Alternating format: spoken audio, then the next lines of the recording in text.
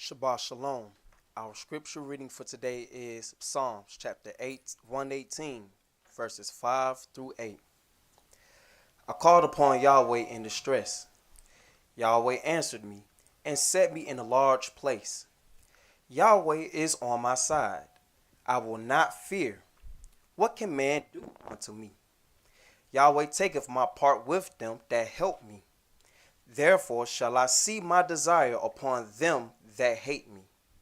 It is better to trust in Yahweh than to put confidence in man. Shabbat Shalom family, our selection today, My El is standing by.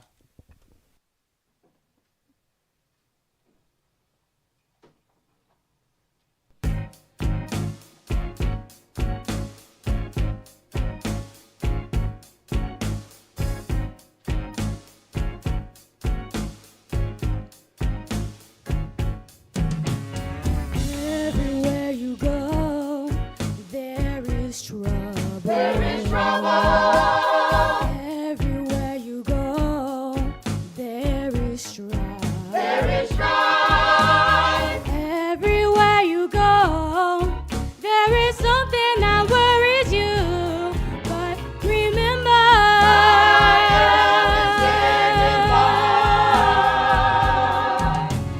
everywhere you go, there is trouble. There is trouble. Everywhere you go, there is strife. There is strife. Everywhere you go, there is something that worries you. But remember, My El is standing by.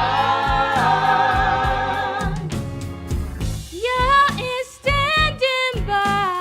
No need to cry. Yah is standing near. No need to fear. Yahshua will be right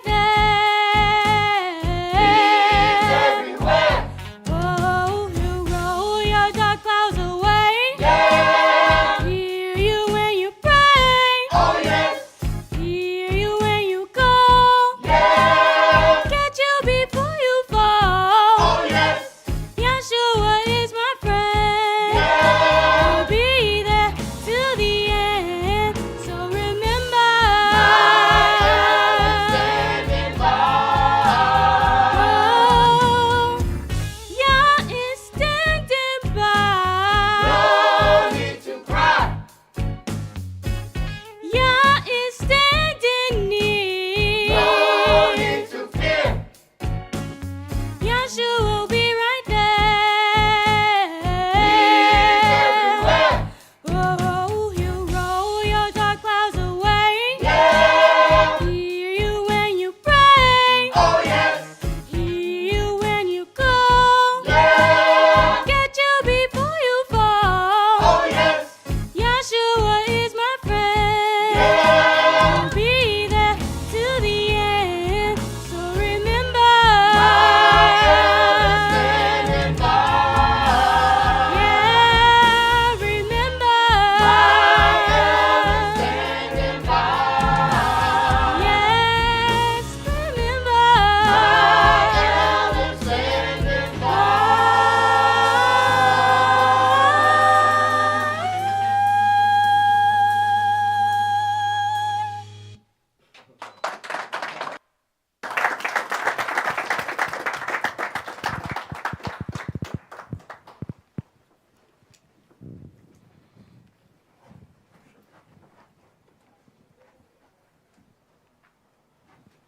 The oracles of the UCI, 1 Peter chapter 4, verses 7 through 11. But the end of all things is at hand. Be you therefore sober and watch unto prayer. And above all things have fervent love among yourselves, for love shall cover the multitude of sins. Use hospitality one to another without grudging. As every man has received the gift, even so minister the same one to another as good stewards of the manifold grace of Elohim. If any man speak, let him speak as the oracles of Elohim.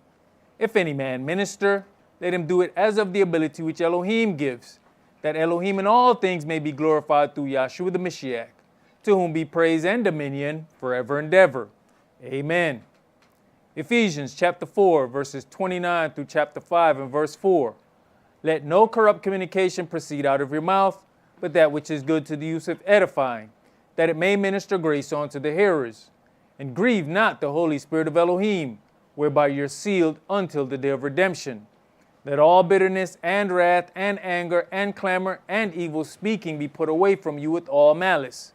And be you kind one to another, tender-hearted, forgiving one another, even as Elohim for Yahshua's sake has forgiven you. Be you therefore followers of Elohim, as dear children, and walk in love, as the Mashiach also have loved us, and has given himself for us an offering and sacrifice to Elohim for a sweet-smelling savor. But fornication, and all uncleanness, or covetousness, let it not be once named among you as become saints. Neither filthiness, nor foolish talking, nor jesting, which are not convenient, but rather given of thanks. Ecclesiastes chapter 5, verses 1 and 2. Keep your foot when you go to the house of Elohim, and be more ready to hear than to give the sacrifice of fools, for they consider not that they do evil. Be not rash with your mouth, and let not your heart be hasty to utter anything before Elohim. For Elohim is in heaven, and you up on earth. Therefore, let your words be few. Exodus chapter 23, verses 20 and 21. Behold, I send an angel before you to keep you in the way, and to bring you into the place which I have prepared. Beware of him, and obey his voice. Provoke him not, for he will not pardon your transgressions, for my name is in him. Revelations chapter 3, verses 20 through 22. Behold, I stand at the door and knock. If any man hear my voice and open the door, I will come into him and will sup with him, and he with me. To him that overcomes will I grant to sit with me in my throne, even as I have also overcame and am sat down with in my Father's throne. He that has an ear, let him hear what the Spirit says unto the churches. All right, Shabbat Shalom. Shabbat Shalom. Which is peace on Yahweh's holy Sabbath day. Welcome to another holy convocation that Yahweh has enjoined unto us here in this body of Yahshua. Yahshua spoke, many parables, and he spoke things in parables. And some of those parables you may read over and over, but without having a foundation of what's happening in the Word, you don't really understand that parable. Sometimes it takes several things for you to get the understanding of a parable. In fact, the parable, your understanding of it will eventually grow and go to various levels as you begin to get a little bit more of the foundation. So I want to read something in Matthew 21 and verse 33. It says, "Hear another parable. There was a certain householder which planted a vineyard and hedged it round about, and digged a winepress in it, and built a tower, and let it out to husbandmen, and went into a far country. And when the time of the fruit drew near, he sent his servants to the husbandmen, that they might receive the fruits of it. And the husbandman took his servants, and beat one, and killed another, and stoned another. Again he sent other servants more than the first, and they did unto them likewise. But last of all he sent unto them his son, saying, They will reverence my son. But when the husbandmen saw the son, they said among themselves, This is the heir. Come, let us kill him, and let us seize on his inheritance. And they caught him, and cast him out of the vineyard, and slew him. When the Adonai therefore of the vineyard comes, what will he do unto those husbandmen?"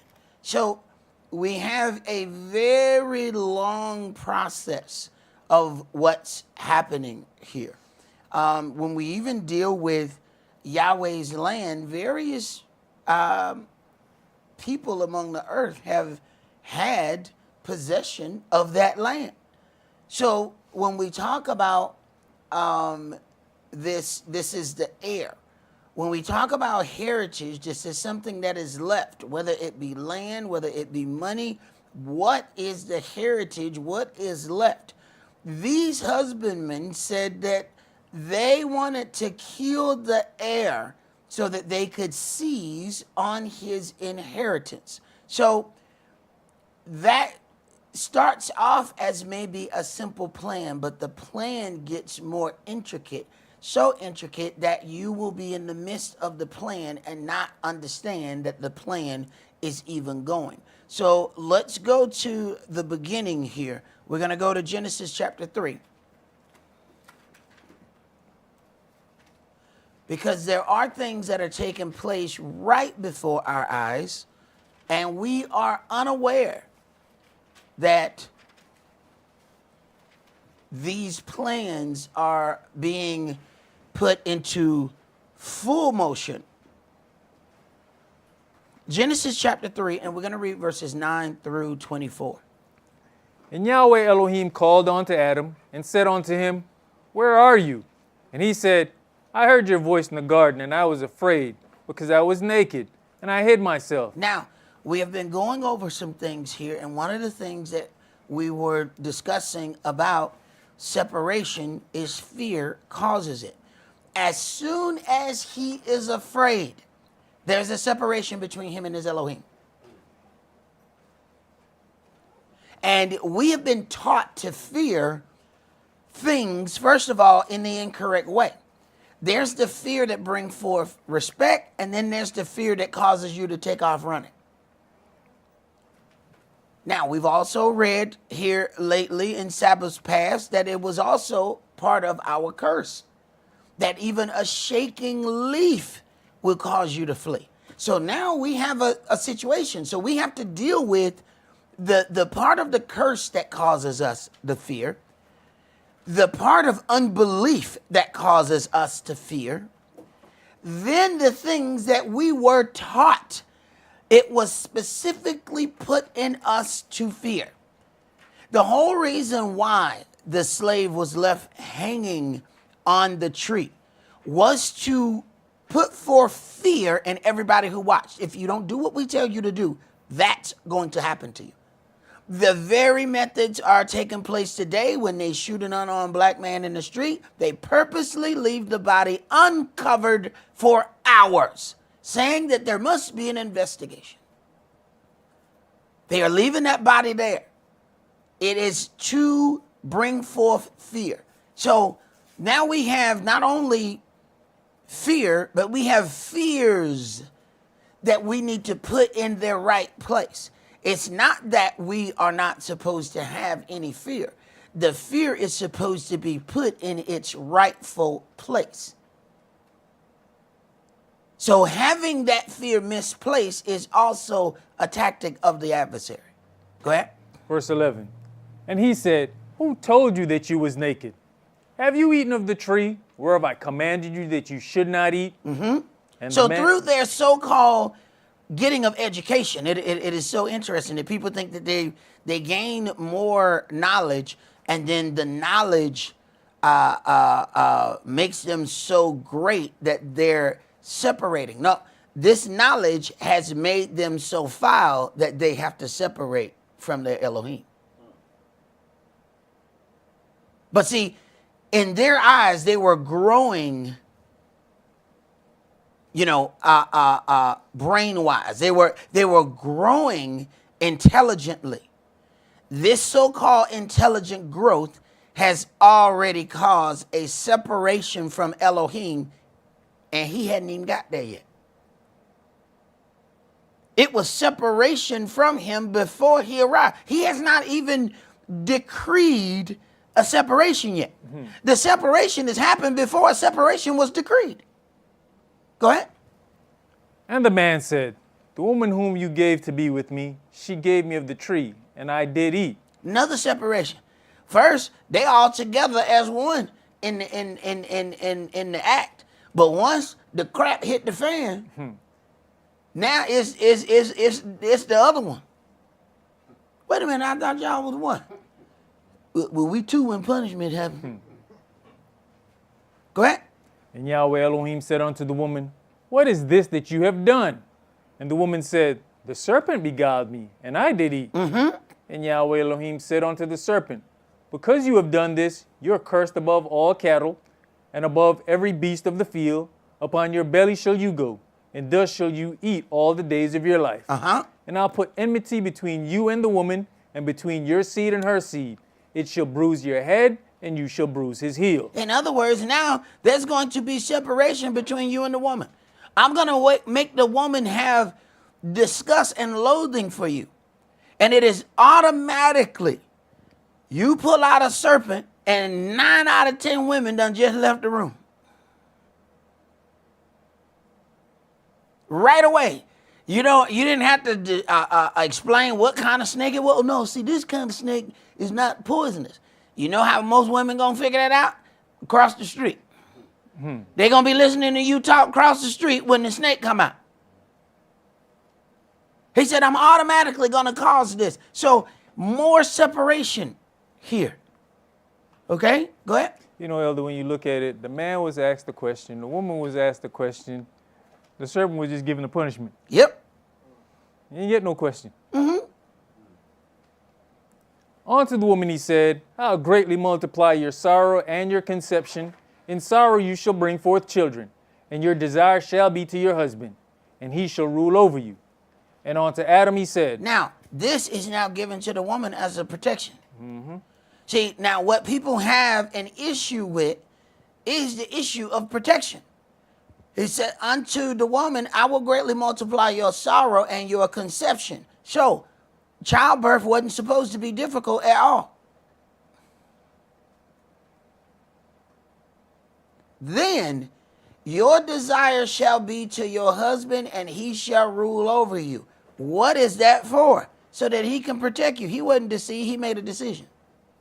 You were deceived, and he made a decision. Go ahead. And on to Adam he said, because you've hearkened unto the voice of your wife, and have eaten of the tree of which I commanded you, saying, you shall not eat of it, cursed is the ground for your sake.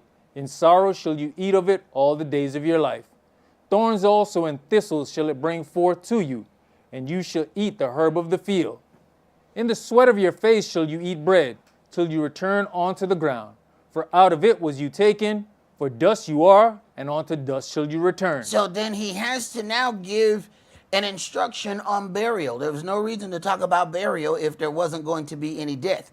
But now, since there has to be a separation because of this deed, now he has to explain how burial is going to go. You were brought forth out of the dust of the ground. You shall now be put forth into the dust of the ground. He didn't say you shall be burnt and become dust.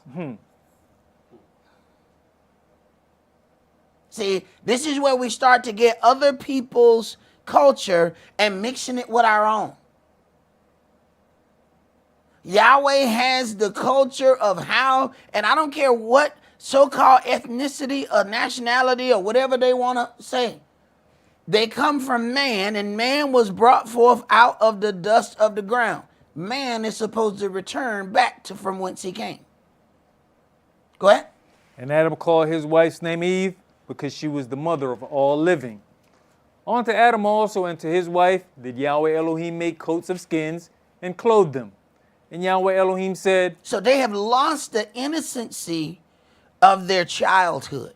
They have lost the beautiful innocence of a child. The beautiful innocence of a child, you let your child run around naked in the house. It is absolutely beautiful. Enjoy that little bit of time span where your kids can run around naked. And as soon as they understand that they're naked, they no longer want to be naked. They no longer say, wait a minute. Where my clothes at? But the parents enjoy a little bitty innocent child. Yahweh was enjoying the innocence of his creation. These were his innocent little children. They could walk around naked and be unashamed. But we had to go get fancy. We said, no, I want this understanding, but I want it before I'm supposed to naturally get it. We don't see where Yahweh has lost. All we see is us.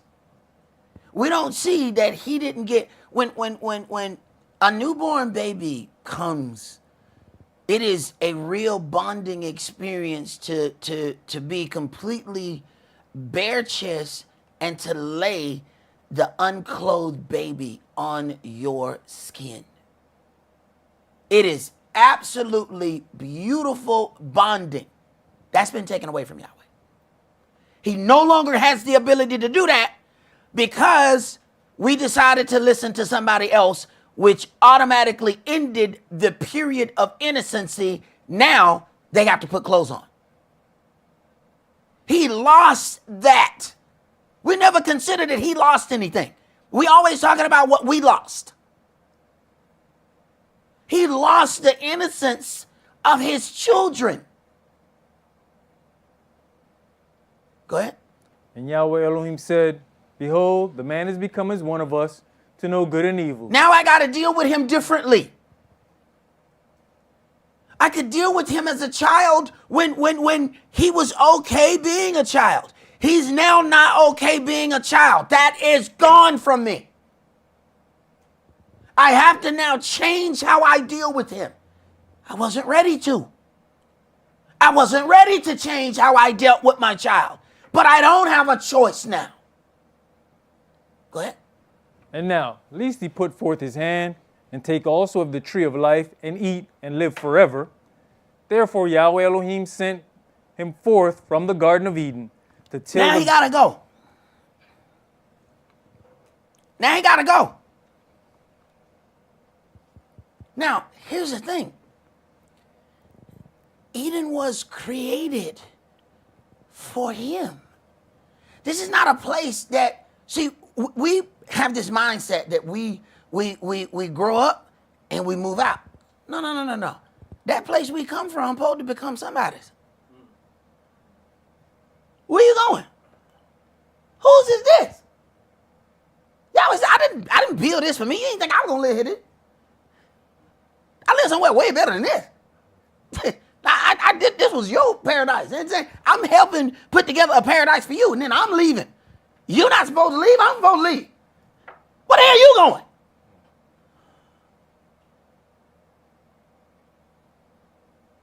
You leaving a paradise to find a paradise? Hell, I built one for you. Go ahead. You know, if we look at it, those attributes are within us as parents. That's what we try to build for our children. When you look at the homes, mostly the stuff in there is for their comfort. It's their garden that we've created for them. Right. True parents, that is, because Right. you got some selfish folks. You sure do. And you're looking, it's their toys all over the place. It's their stuff all over the place because that's their garden. Mm-hmm. The only concept we didn't get is, no, I'm going to leave you this now. Instead, we tell them, you get the hell out. Right. The whole part of putting it together is it's supposed to become theirs. Hell, we ain't supposed to live forever. Let's go. Did you finish that, brother? No, sir. Go ahead. Therefore, Yahweh Elohim sent him forth from the Garden of Eden to till the ground from whence he was taken. So he drove out the man, and he placed at the east of the Garden of Eden cherubims, and a flaming sword which turned every way to keep the way of the tree of life. So to keep the way of the tree of life, and verse 23, therefore Yahweh Elohim sent him forth from the garden to till the ground from whence he was taken. So he drove out the man and he placed at the east of the Garden of Eden. So why did he place that at the east of the Garden of Eden? So Yahweh has an order that he follows here. Back up and go to Genesis chapter 2. And I want to read verses 4 through 10. Genesis chapter 2 and verse 4. These are the generations of the heavens and of the earth when they were created, in the day that Yahweh Elohim made the earth and the heavens. And every plant of the field before it was in the earth, and every herb of the field before it grew. For Yahweh Elohim had not caused it to rain upon the earth, and there was not a man to till the ground. But there went up a mist from the earth, and watered the whole face of the ground. So then the earth was self-sufficient. There was not a man to till the ground. Yahweh already got that covered. But then when man said, you know what? I want to be like a God. I want to be like you, Yahweh. I want to be like you, but I don't want to wait to be like you. I want to be like you, like today, like in 15 minutes. Like I want this right now, right? I'm not gonna wait on any growth. I'm not gonna wait on anything. I want it right now. Well, now, guess what? Yahweh had already had a way for the ground to be sustained. He said, all right, well, hey, all right. Well, since you gotta go, all right, now here go the tools. What this for? Oh, you finna till the ground now. I already had this set up for you. I had this set up for you. You didn't have to do this. But now you got to do this now. You know, that's that thing, man. You know, every kid hears this from their parents. Don't be in a rush to get grown. Man, you be like, hey, get out of here, man. She at the club say I had to be 21. You know what I'm saying? Because hey, look here. I hear what you're saying. But those mixed drinks, you don't get those until you get it. They used to put the band around your hand once you, you know what I'm saying? Well, they said 18 to stand up, 21 to fall down. But they put the band around there. So boy, as soon as you hit 21, you put the band on there, bro. You know. So that means I can go to that. I can get a drink from that bar right there. See? Okay. Everybody hears it. Don't be in a hurry. With all of that also comes something else. Well, with this, now comes you got to till this ground. He already had it. So who was he building the paradise for? Go ahead. And Yahweh Elohim formed man out of the dust of the ground and breathed into his nostrils the breath of life, and man became a living soul. And Yahweh Elohim planted a garden eastward in Eden, and there he put the man whom he had formed. Wait a minute. Yahweh Elohim planted a garden eastward in Eden.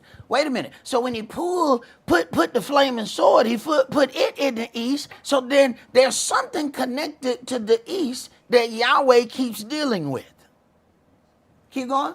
And out of the ground made Yahweh Elohim to grow every tree that is pleasant to the sight and good for food, the tree of life also in the midst of the garden, and the tree of knowledge of good and evil. All right, keep going. And a river went out of Eden to water the garden. Now the river went out of Eden. Go ahead. And from thence it was parted and became into 4 heads. Okay, so now we have all of this separation of these waters. But what I want you to do is read the definition of east. Kedem Kidma. The front of place, absolutely the fore part, relatively the east, or time, antiquity, often used adverbially before anciently eastward, aforetime, ancient time, before east, end, part, side, word. So the word kadem, then he uses this, if he says before, this is then where he begins. To Yahweh, east is his beginning. So we need to then understand how things are being set up. Okay? Let's go to Genesis chapter 25. It was interesting how, Yahweh directs you, because I got a text message from somebody explaining their growth, and they was telling me how Kadem meant something else in the language of their forefathers and the things that they dealt with, which meant absolutely nothing to me, because, herein lies where people want to merge their culture and Hebrew culture together. And you have to be careful, even as this land, this river, in Genesis 2 and 10, when it talks about the river came out of Eden, it came out of Eden to water the garden. I want to jump down to verse 13. And the name of the second river, Gihon, the same is that compasses the whole land of Ethiopia. Understand, as it starts going down and getting unto these other places, do understand that these places know where they're being watered. Instead of enjoying the water that comes to them, they want to go and possess the place that the water comes from.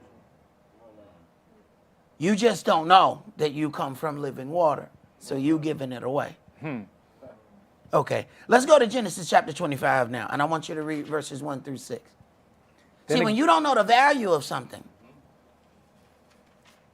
you know, those little boys that's digging in those little pits in Africa to get those huge diamonds, they're working for nothing.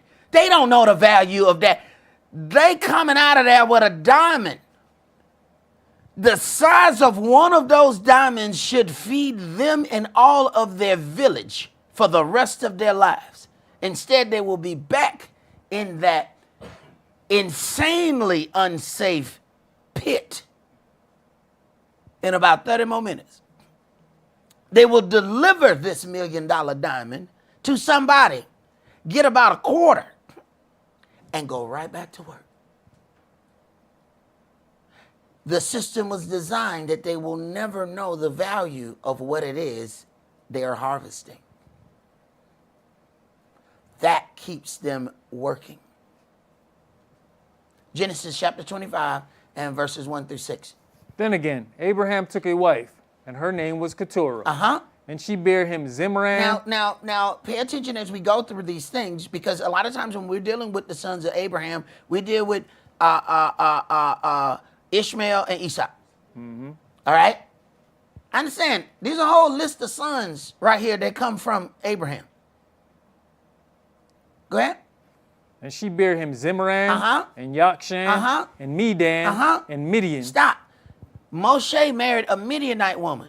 They try to make the Midianite woman the same as the Ethiopian woman. The Midianite woman is a Shemite. The Ethiopian woman is a Hamite. See, first of all, they don't want to allow you to deal with the process that Moshe had more than one wife. So they have to merge that person into the same. They don't even have the same background. Midian comes from Abraham. So when you deal with that, you understand Yahweh was allowing some things because they are still within the seed of Abraham. When they got upset about him marrying the Ethiopian, wait a minute, that Ethiopian was not under the seed of Abraham. So understand what's going on so that you understand what it is you're reading. Now, understand, this is not about color because all of these individuals have color. So they went, Moshe got a colored woman, they still was, this ain't about color? No. They had an issue. Go ahead. You know, Elder, you know, it's funny that he comes out of a Hamite upbringing, not being a Hamite, but then he sends him to a Midianite, but just not any Midianite, a priest. And then the position that he's going to end up in. Right. See, even the stuff that you think is accident is Yahweh on purpose. See, this is where when we think we smart, I'm telling you, he's smarter. That stuff that you thought was an accident, it was his own purpose. Go ahead. And Ishbak and Shua. And Yokshan begat Sheba and Dedan. And the sons of Dedan were Asherim and Luthashim and Lumamim. And the sons of Midian, Ephah and Epher and Hanok and Abida and Eldah. All these were the children of Keturah. Now, it says, then again, Abraham took a wife, and her name was Keturah, and she bare him. Understand, these were, as it is written, and the sons, verse 4, and the sons of Midian. The lineage is given through the Torah by sons. Okay? So understand what it is that we're reading. Keep going. And Abraham gave all that he had unto Esau. Now, he has all of these sons. Okay? But he gives all that he had unto Esau. Go ahead.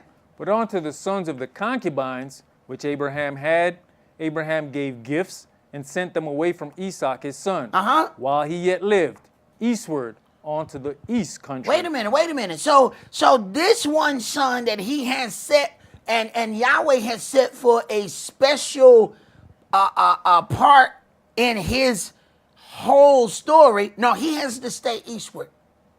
Everybody else got to go. All the sons of the concubines, they all have to go away from this child. Now, how many of us would say, you have separated me from all my brothers? You so unfair, Yahweh. I can't believe how you going to do me. They out there playing ball.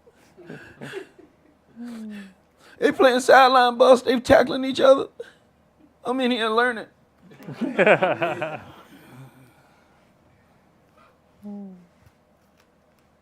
Yeah, I'm showing you what all you going to get. They're going to be playing on your land. Yeah, keep looking out the window. All their kids going to be playing on your field. What you want to play with them for? You own the field. When he got tackled, he landed in your land. See, we so busy trying to be players when we need to understand when you have become a coach. See, I know my role.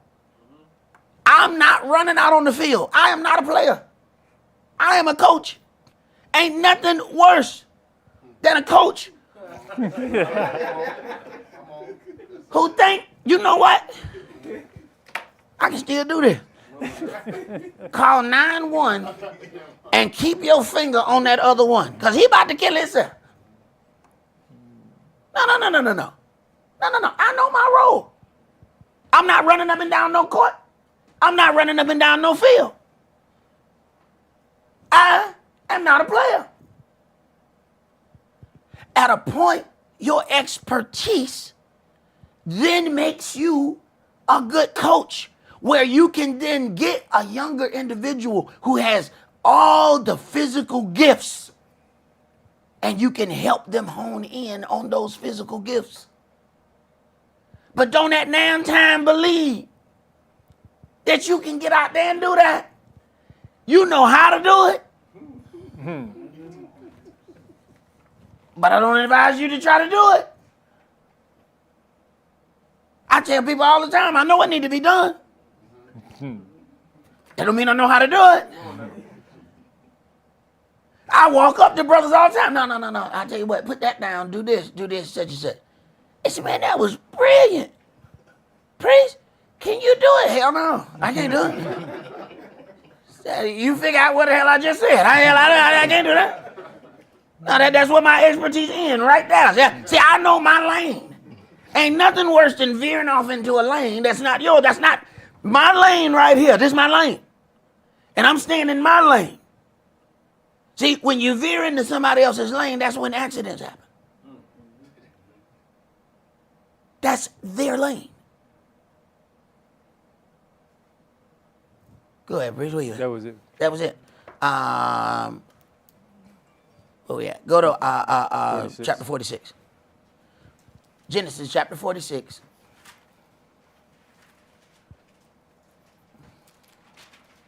And we're going to start that at verse 26.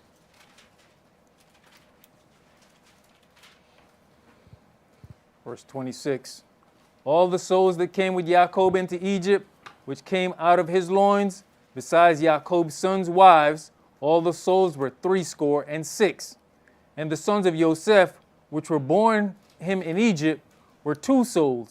All the souls of the house of Jacob, which came into Egypt, were 70. And he sent Yehuda before him unto Joseph, to direct his face unto Goshen. And they came into the land of Goshen. And Joseph made ready his chariot, and went up to meet Israel his father, to Goshen, and presented himself unto him. And he fell on his neck, and wept on his neck a good while. And Israel said unto Joseph, Now let me die, since I've seen your face, because you are yet alive. And Joseph said unto his brethren, and unto his father's house, I will go up and show Pharaoh, and say unto him, My brethren and my father's house, which were in the land of Canaan, are come unto me. And the men are shepherds, for their trade has been to feed cattle. Now, he has to orchestrate these things in a certain way because of the belief and the practices of Egypt are different from the belief and practices of his people. So he has to orchestrate this in a way that they don't get themselves in trouble. It says shepherds are an abomination unto them. You got to understand now, they worship the cow. So he has to have them in a way that he can protect them because he's the one with the power. If he puts them too far off from him, then now the people of the land gonna look at some of their ways and say, wait a minute, man, what y'all living among us doing this for? Go ahead. And they have brought their flocks and their herds and all that they have. And it shall come to pass when Pharaoh shall call you and shall say, what is your occupation? He's telling them what to say. See, you have to learn. Now remember, when the brother was having these dreams, they had a problem with him. They was having these dreams. We older than you. You know what I'm saying? You ain't going to come in there and tell us and we going to bow down to you. Hey, look here. Now, I'm telling y'all what to say when you get to Pharaoh. I'm telling you, look, hey, listen to the words that come out of my mouth. Now, you mess around, you say something, and you die, then you brought that on yourself. I'm telling you, I done had to deal with these people. I know these people. Listen to what I'm telling you. See, this is how you have to listen to somebody when you go in their hood. You can't be like, I was the man in my hood, and then you go over there to the west side, right? And you pull out your Fast and the Furious car, right? Because you know what I'm saying? Because that's what they do on your side. But see, they drive cutlasses over here. See, they don't even respect your Fast and Furious car over here. Because that's not how they operate. You got to listen to the man who from that area. If he say, hey, don't deal with them. You need to learn. Yahweh has put him there. Okay. I don't care his age. He has dealt with these people. When they ask you what you do, this is your answer. Don't let that pride get you killed.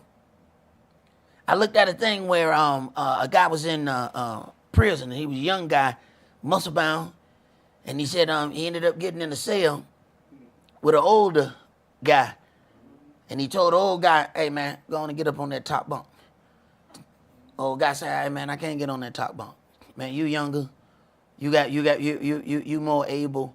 Why don't you get on the top bunk? He said this young guy explained to him 20 minutes. They had this conversation about getting on that top bunk. Young dude, like, I got all the muscles. I can beat this old man.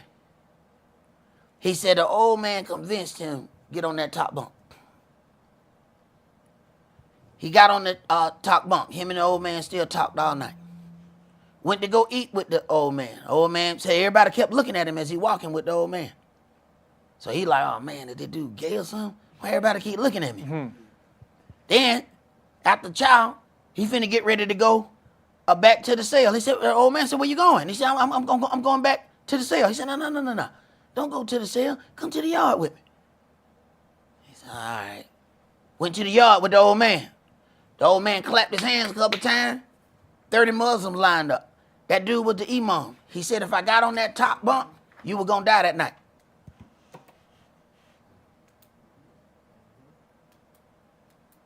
Sometimes you may think you have all the physical power to do whatever that is, but there's some information you missing. That man sat there and talked that whole time. He could have said he was the imam. He could have said that he didn't say none of that. If you tried to make him get on that top bunk, you were going to have them 30 dudes were going to show you something when you got out there in that yard. Yahweh sent this man. He said he has sent me before you to preserve you. Follow your instructions. Go ahead. Verse 34, that you shall say, your servant's trade has been about cattle from our youth even until now, both we and also our fathers, that we may dwell in the land of Goshen. For every shepherd is an abomination unto the Egyptians. Every shepherd is an abomination unto the Egyptians. So listen to what I'm telling you and answer the question the way I'm telling you to answer it. Let's back up to Genesis chapter 45. Now you can go ahead in your strength and answer that, but you're going to answer it wrong. And we're going to be singing over your body.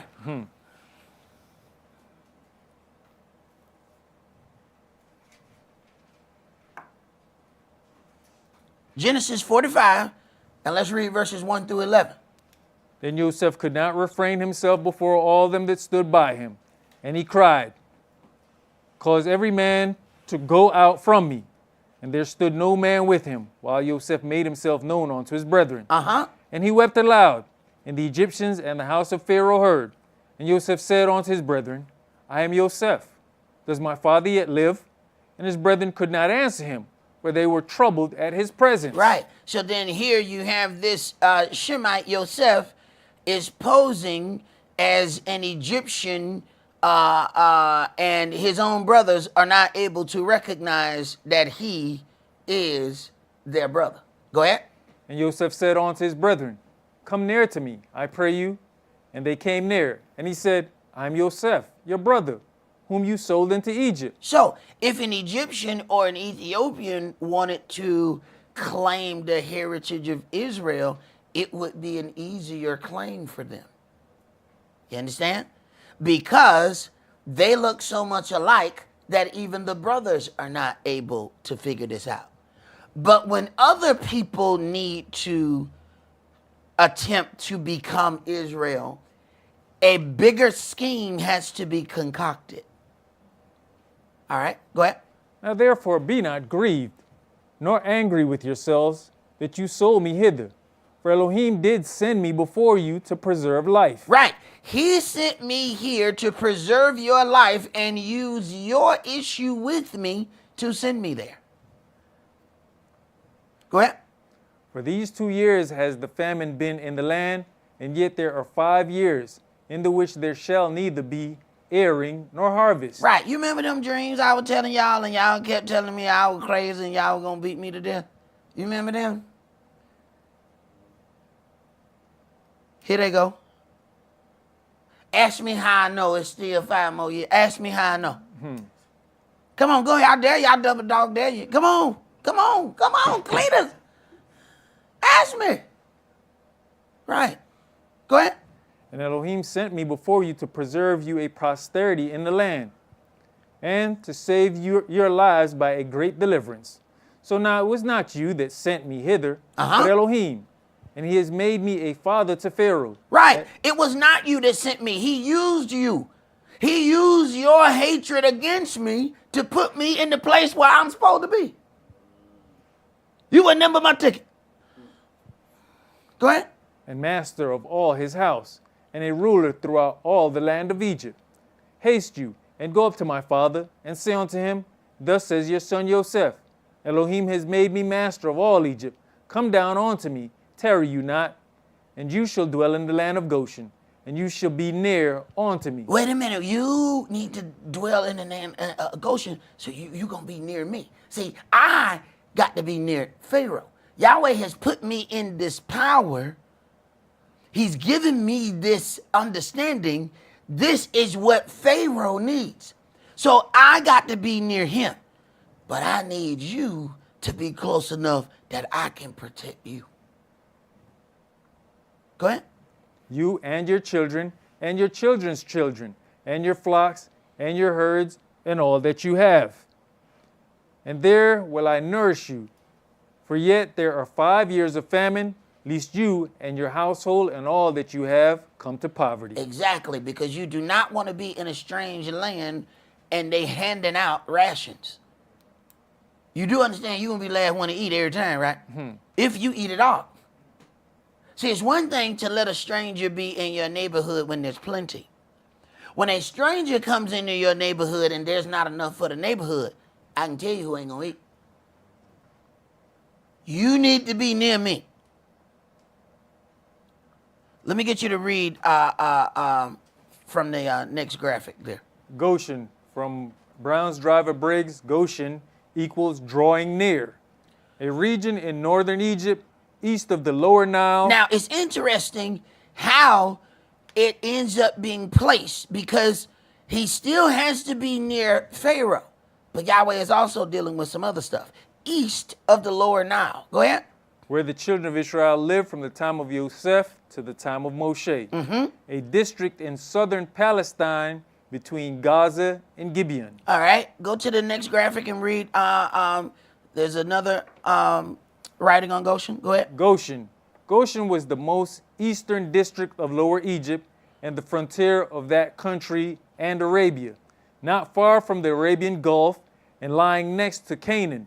For Jacob went directly thither when he came into Egypt, from which it was about 80 miles distance, though Hebron was distant from the Egyptian capital about 300 miles. All right, so now let's go to Numbers chapter 3. Even in punishment, Yahweh still has an order of how he wants Israel to be situated. So understand, our people were situated a certain way even here in these states. What happened is they turned around and put forth some things and all of us scattered. And it is amazing that you have us from different parts of the United States now, and we forget that none of your people actually come from there. Now you have certain parts of people that will say, well, I look down on these type of people. You do understand that all your ancestors came from the same place, right? Mm-hmm. Numbers chapter 3, and let's start that at verse 5. And Yahweh spake unto Moshe, saying, Bring the tribe of Levi near, and present them before Aaron the priest, that they may minister unto him. And they shall keep his charge, and the charge of the whole congregation before the tabernacle of the congregation, to do the service of the tabernacle. And they shall keep all the instruments of the tabernacle of the congregation, and the charge of the children of Israel, to do the service of the tabernacle. And you shall give the Levites unto Aaron and to his sons. They are wholly given unto him out of the children of Israel. So, you shall give the Levites unto Aaron and his sons. They are wholly given unto him out of the children of Israel. So their purpose is marked from birth. Go ahead. And you shall appoint Aaron and his sons, and they shall wait on their priest office. And the stranger that comes near shall be put to death. And Yahweh spake unto Moshe, saying, And I, behold, I have taken the Levites from among the children of Israel, instead of all the firstborn that opens the matrix among the children of Israel. Therefore the Levites shall be mine. All right, so the Levites have now even taken the place of the firstborn. Yahweh said the firstborn of all the things belong to me. Well, X that. The Levites are mine. Go ahead. Because all the firstborn are mine, for on the day that I smote all the firstborn in the land of Egypt, I hallowed unto me all the firstborn in Israel, both man and beast. Mine shall they be, I am Yahweh. And Yahweh spake unto Moshe in the wilderness of Sinai, saying, Number the children of Levi after the house of their fathers, by their families. Every male from a month old and upward shall you number them. Every what? Every male. All right. So understand what the Torah teaches according to lineage and genealogy, according to the male. Go ahead. And Moshe numbered them according to the word of Yahweh, as he was commanded. And these were the sons of Levi by their names, Gershon, and Kohath, and Merari. And these are the names of the sons of Gershon by their families, Libni and Shimei. Right. Now, when we're dealing with lineage, of course, we're dealing with the seed of the man. Of course, there are women. But the lineage follows the man. See, when people get ready to put forth another way of life, they have to also create another book. So everybody thinks that they're getting smart by reading these other books. And what you're doing is becoming more susceptible to other cultures. Yahweh deals with lineage through the males. But when people start accepting the Talmud and now they want to read all these other books that oh man, the Bible used to have way more books and blah, blah, blah. Next thing you know, now all of a sudden they're dealing with, I'm Jewish through my mother. The problem is you can't get Jewish through my mother from the Torah. It's not in there anyway. No place, no shape, fashion, or form. So you have to get that concept from another writing. So then another book has to be introduced to you so that you can then feel comfortable with the different doctrine. But you think you're growing though. Same thing happened in the garden. Didn't they get smarter? Right. They got smarter. And farther from Yahweh. Smarter and farther. Right. Go ahead. And the sons of Kohath by their families, Amram and Izhar, Hebron and Uzziel. And the sons of Merari by their families, Mahali and Mushai. These are the families of the Levites according to the house of their fathers. Of Gershon was the family of the Libnites, and the family of the Shemites. These are the family of the Gershonites. Those that were numbered of them, according to the number of all the males. According to the number of all the males. You need to hear this over and over. You know why? Because you're going to hear the lie over and over. Turn on the television. Listen to all the people talk. They are all going to tell you that they're Jewish through their mother. And once you hear these stories, you're going to question whether or not, I wonder if Priest Esaac wrong. So I'm going to make you read it over and over. Because where you think you stand strong, wait until you get in the circle of individuals and they are telling you otherwise. You're going to question yourself. You're going to question whether or not you have learned the truth. Not if I beat it in your brain, you ain't. See, it's one thing to sit here and read it comfortably. It's something altogether different to do that when you're in a circle full of individuals. And they all got degrees and they all got houses and cars and property. Now all of a sudden you ain't secure no more. Keep reading, Pri. From a month old and upward, even those that were numbered of them were 7,500. The family of the Gershonites shall pitch behind the tabernacle westward, and the chief of the house of the father of the Gershonites shall be Eliasaph, the son of Lael.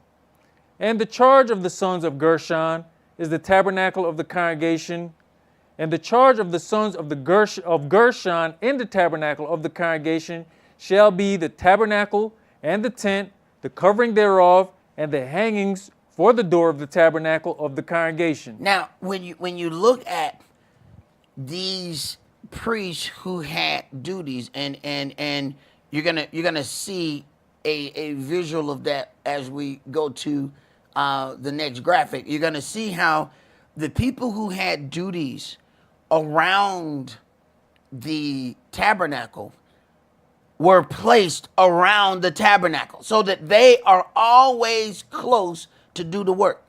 You know what I found funny? How people, and people, when they come in the word, they come in the word from wherever they are. But then when they have an opportunity to buy a house, what I thought was interesting is how people bought houses and went further away from the tabernacle. And then when we look, they were never available to do any work. Interesting. Mm-hmm. Interesting. Now, the first one you can't control because you were already there when you came in the word. But then when you come into the word and moved even further away, you knew, no, that was a statement being made. Go ahead. Verse 26, and the hangings of the court and the curtain for the door of the court, which is by the tabernacle and by the altar round about, and the cords of it for all the service thereof. And I do want to make sure that you guys are getting accustomed to going to our website to watch our broadcast, because at any given time, they may bring our stuff down. I tell you, if you want to watch a cat do karate, the internet will never go down. All right? But when somebody is teaching something real, it is amazing how skillful they are at blocking these. But if you just search on Karate Cat, your internet will never go down. There'll never be a problem with that broadcast. Understand, there's something different happening with that. So get accustomed to going to the UCI.org and you can watch the stream from there. Go ahead.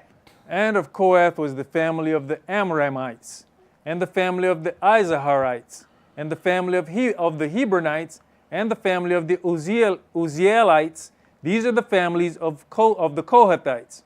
in the number of all the males In the number of all the males. Go ahead. from a month old and upward were 8,600, keeping the charge of the sanctuary. The families of the sons of Kohath shall pitch on the side of the tabernacle southward. The families of the sons. Go ahead. And the chief of the house of the fathers of the family of the Kohathites shall be Elizaphan, the son of Uzziel, and their charge shall be the ark, and the table, and the candlestick, and the altars, and the vessels of the sanctuary wherewith they minister, and the hanging, and all the service thereof. And Eleazar, the son of Aaron, the priest, shall be chief over the chief of the Levites, and have the oversight of them that keep the charge of the sanctuary. Of Merari was the family of the Mahalites, and the family of the Mushites. These are the families of Merari. And those that were numbered of them, according to the number of all the males, from a month old and upward, were 6,200. So, if you have rabbis who are Jewish through their mother, how could they ever be priests?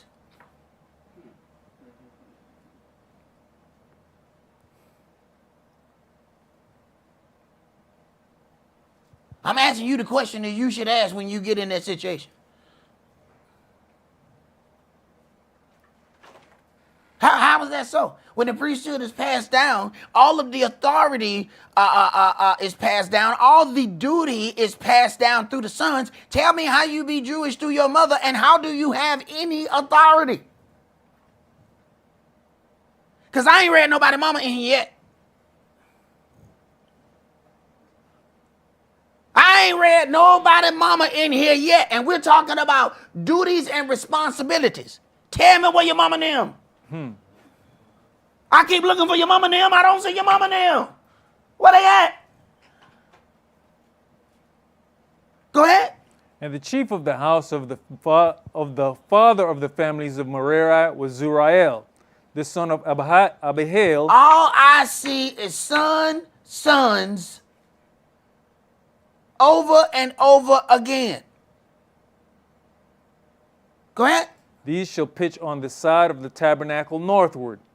And under the custody and charge of the sons of Merari shall be the boards of the tabernacle, and the bars thereof, and the pillars thereof, and the sockets thereof, and all the vessels thereof, and all that serveth thereto. Now understand, if the men are there, then their wives are there, then their daughters are there. But how is it that they ain't in none of this? All the authority passed through those men. A man didn't move without his daughter. She there, she just don't have no authority. Go ahead. And the pillars of the court round about, and their sockets, and their pins, and their cords. Because this priesthood stuff that we talking about, she ain't touching none of that. But see, now you start causing problems, because now people talking about, well, you know, my church pastor is a woman. Yeah, well, I don't know. I don't know what to tell you. I don't know what to tell you, because you ain't got no authority coming here. And people want to go to the New Testament, let your woman remain silent. You ain't got to go there. The whole setup is already here. She ain't in there. She ain't touching no board. She ain't carrying nothing.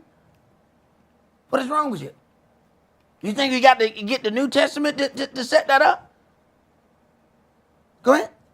But those that encamp before the tabernacle toward the east, even before the tabernacle of the congregation eastward, shall be Moshe and Aaron and his sons, keeping the charge of the sanctuary for the charge of the children of Israel, and the stranger that comes near shall be put to death. The stranger that comes near these things shall be put to death.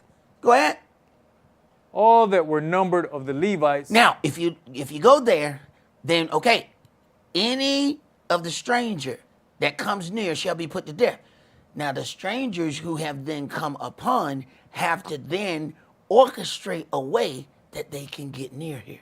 So understand, the people who want to assume your land, power, and position have studied your culture more than you have.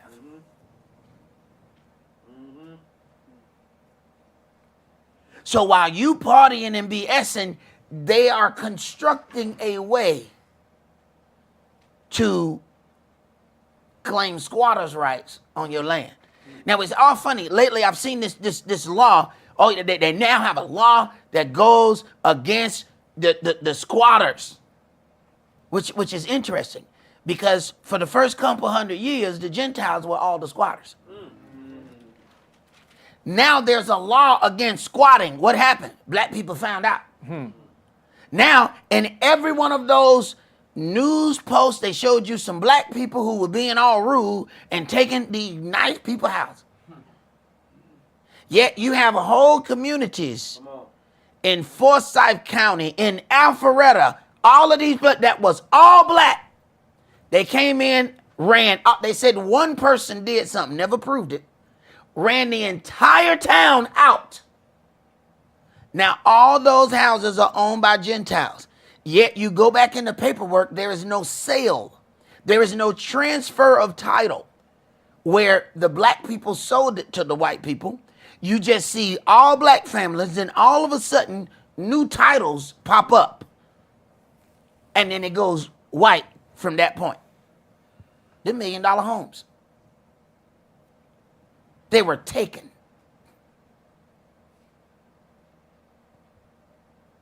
So this thing here of finding a way to take your heritage, everybody is taking a part on it, and you have no idea. Go ahead. Verse 39. All that were numbered of the Levites, which Moshe and Aaron numbered at the commandment of Yahweh throughout their families, all the males from a month old and upward, were 22,000. And Yahweh said unto Moshe, number all the firstborn of the males of the children of Israel from a month old and upward, and take the number of their names. And you shall take the Levites for me, I am Yahweh, instead of all the firstborn among the children of Israel, and the cattle of the Levites instead of all the firstlings among the cattle of the children of Israel. And Moshe numbered, as Yahweh commanded him, all the firstborn among the children of Israel, and all the firstborn males by the number of their names, from a month old and upward, of those that were numbered of them, were 22,213. And Yahweh spake unto Moshe, saying, take the Levites instead of all the firstborn among the children of Israel, and the cattle of the Levites instead of their cattle, and the Levites shall be mine. I am Yahweh. And the Levites shall be mine. Let's back up to Numbers chapter 2, and I want you to read verses 1 through 3.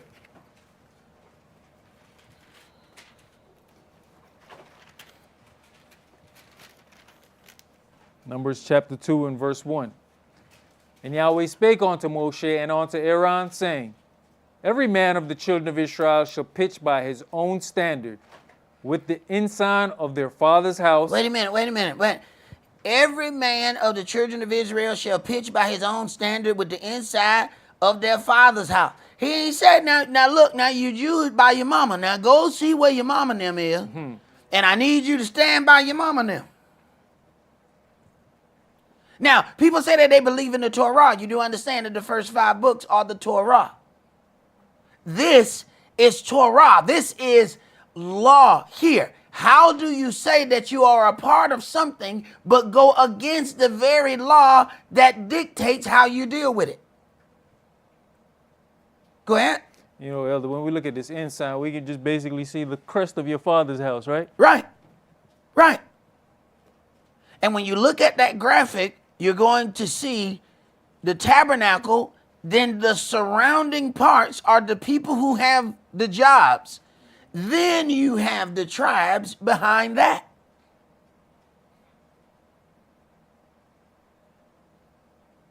Go ahead.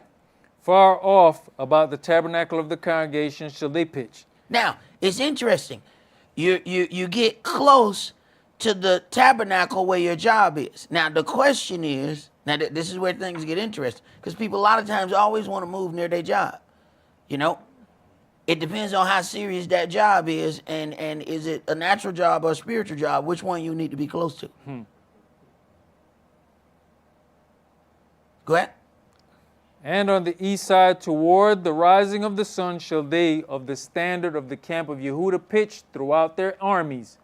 And Nashon, the son of Abinadab, shall be captain of the children of Yehuda. All right, so then Yehuda is on the east side.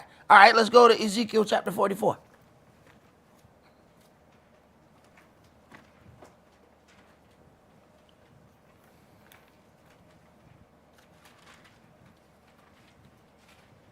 So while we're learning hip-hop culture,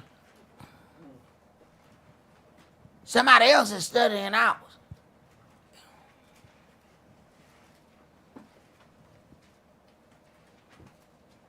Ezekiel 44 and read verses 1 through 3.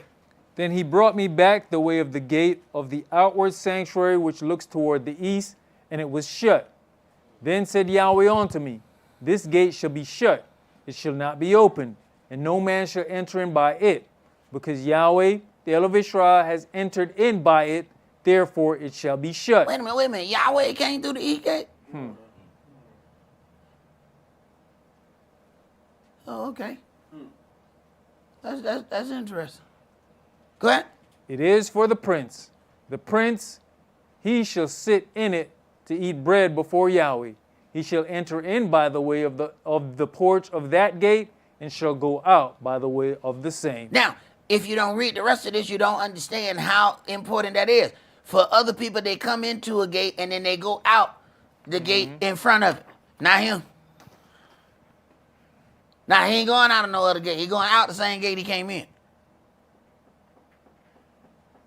Now, when we read these things, we ended up finding a great fundamental difference between the Jewish culture and the culture of the biblical Hebrews. Modern day Jewish culture states that a person is Jewish through their mother, while the scripture says the exact opposite. The Torah, or the first 5 books of the Bible, all agree that the lineage of the family is determined through the seed of the man. Did these enormous gems of scripture somehow slip past the very elite of ecclesiastical hierarchy? Or could it be that there has always been a plan to erase the seed of the woman who brought forth the man-child? It is written in Revelation 12 and verse 17. And the dragon was angry with the woman and went to make war with the remnant of her seed, which keep the commandments of Elohim and have the testimony of Yahshua. So now let's go to Matthew chapter 2.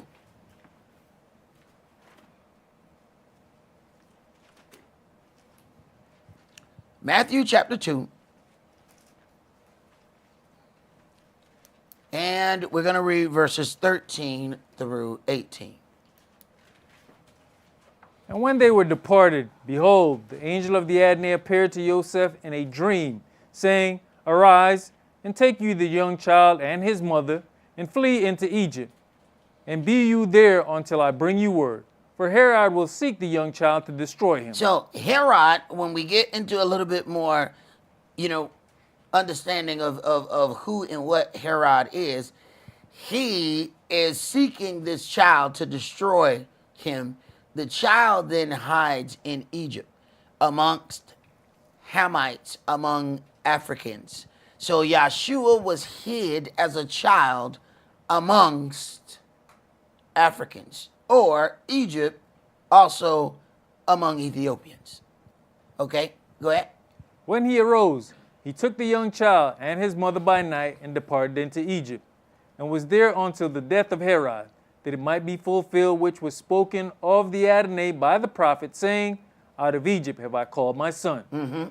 Then Herod, when he saw that he was mocked of the wise men, was exceeding angry, and sent forth and slew all the children that were born in Bethlehem, and in all the coasts thereof, from 2 years old and under. Okay, so now to assume his authority, he wants to rule over these people so bad that the thought of a real king through lineage frightens Herod.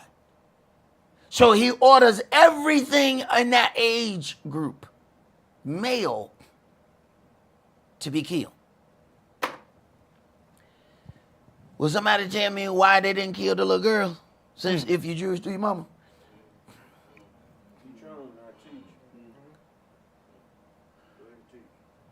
Now, the fact that it's Herod, we're gonna get to a little bit. There's a whole nother thing that's interesting there too. But not one little girl was ordered to be killed. During the time of Moses, not one little girl was ordered to be killed. Right. See, you have to be secure in what you know, so that when you hear these things, no matter how many people tell you, you're going to know this does not fit the structure. You have to begin to look at this like math. 1 + 1 ain't going to equal 3. And nobody can convince you that 1 and 1 brought forth 3. This is how you're going to have to be in this. Go ahead. According to the time which he had diligently inquired of the wise men. Then was fulfilled that which was spoken by Jeremiah the prophet, saying, In Ramah was there a voice heard, lamentation and weeping and great mourning, Rachel weeping for her children, and would not be comforted because they are not. All right. Let's go now to Matthew chapter 14. So then we see that there is a verified push to kill off the male who has direct lineage to the kingship.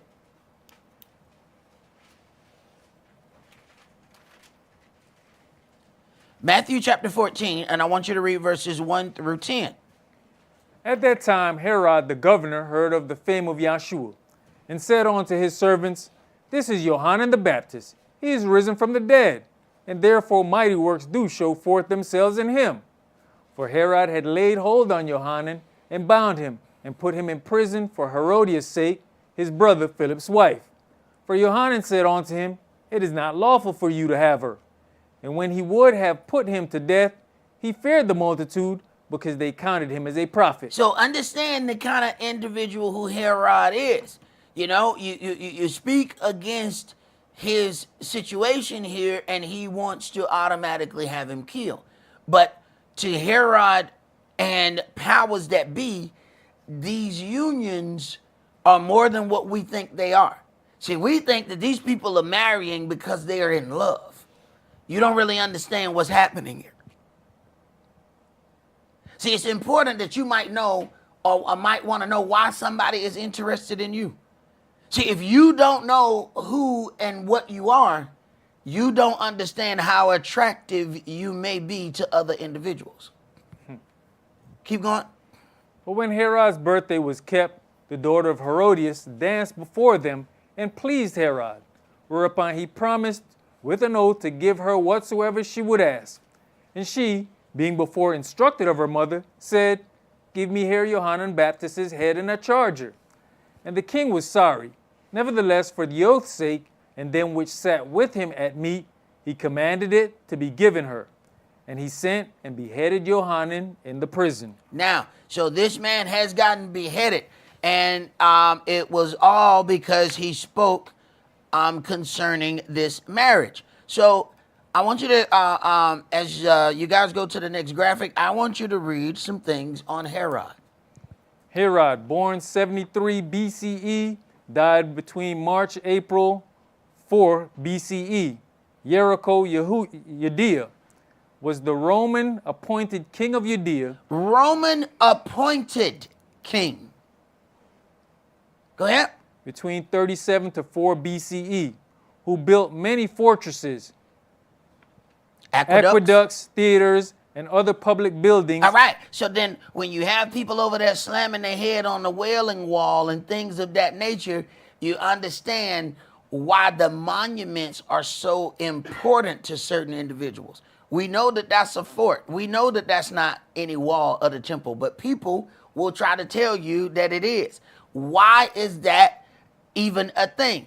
Keep reading. We'll see. And generally raised the prosperity of his land, but who was the center of political and family intrigues in his later years. The New Testament portrays him as a tyrant, into whose kingdom Yahshua of Nazareth was born. Now, if you have any issue with any of this information, make sure you call Encyclopedia Britannica and tell them. Go ahead. Herod was born in southern Palestine. His father, Antipater, was an Edomite. I'm sorry, his father was what? Edomite. Okay, so Herod was an Edomite. Edomite is Esau. Esau is the brother of Yaakov. Okay, keep reading. A Semitic people identified by some scholars as Arab, who converted to Judaism in the 2nd century BCE. Okay, so wait a minute. The Edomites converted to Judaism. Like I said, if you have any problem, make sure you call Encyclopedia Britannica. Go ahead. Antipater was a man of great influence and wealth who increased both by marrying the daughter of a noble from Petra. Wait a minute. See, I'm trying to explain something to you. See, certain people are marrying because it allows them to merge kingdoms and join in power. See, we don't let folk that be walking around, I'm married because I'm in love. Now, what happened when somebody looking at you? Are they looking at you for love? Are they looking at you for, what I might be able to achieve out of this union? Go ahead. In southwestern Jordan. At that time, the capital of the rising Arab Nabatean kingdom. Thus, Herod was of Arab origin, although he was a practicing Yehudim. Go ahead. Palestine during the time of Herod the Great and his sons, in 40 BCE, the Parthians invaded Palestine. Civil war broke out, and Herod was forced to flee to Rome. The Senate there nominated him king of Judea and equipped him with an army to make good his claim. They gave the Edomite an army to make his claim as king of Judea. All right, I want to pause for a second. Matter of fact, just right, put a little mark right there. Okay, so when this land was made official Israel, there was two countries, Britain and America, who put together an army, taught these people, gave them weaponry, and then they marched out and let those people, and so the so-called Middle Eastern conflict has began, and it has never stopped. So even though they have all of these forums that they're trying to stop something, they're the ones who created it. They took all of the weapons from anybody who was left over there, gave all the weapons to this other party, trained those people on using the weaponry that they gave them, then just announced and walked out one day. What in turn did they do? Make sure that those people were going to be slaughtered while keeping their hands clean, saying that they didn't do any of it. Go ahead. Elder, they said they helped him they gave him an army to make good his claim. What was his claim? His claim that he was the official king of Judah. I'm sorry, isn't that what's happening right now? I'm sorry, is that not what's happening right now? Right, okay, go ahead. In the year 37 BCE, at the age of 36, Herod became the unchallenged ruler of Judea, a position he was to maintain for 32 years. To further solidify his power, he divorced his first wife, Doris, sent her and his son away from court, and married Miriam, a Hasmonean princess. Wait a minute now.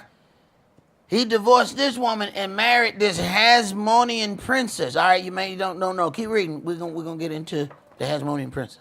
Although the union was directed at ending his feud with the Hasmoneans. Wait a minute. He had a feud with the Hasmoneans. All right, keep reading. Who's these Hasmoneans? A priestly family of Jewish leaders. Wait a minute. The Hasmonean was a priestly family of Judean leaders. They claim he was in love with her. Was he in love with her, or was he in love with what she was going to bring forth to him? Let's go to the next graphic. So let's read about this woman.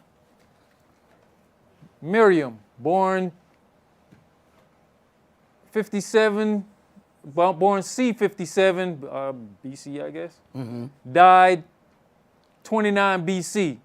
Was a Judean princess, a popular heroine in both Jewish and Christian traditions, whose marriage, 37 BC, to the Judean king Herod the Great, united his family with the deposed go ahead. Hasmonean royal family, Maccabees. Stop. Stop. The Maccabees, who they keep fighting, the real children of Israel who keep trying to fight off these people, what did Herod do? Marry one of the Maccabees princes so he can then further his claim to be the king of Judah.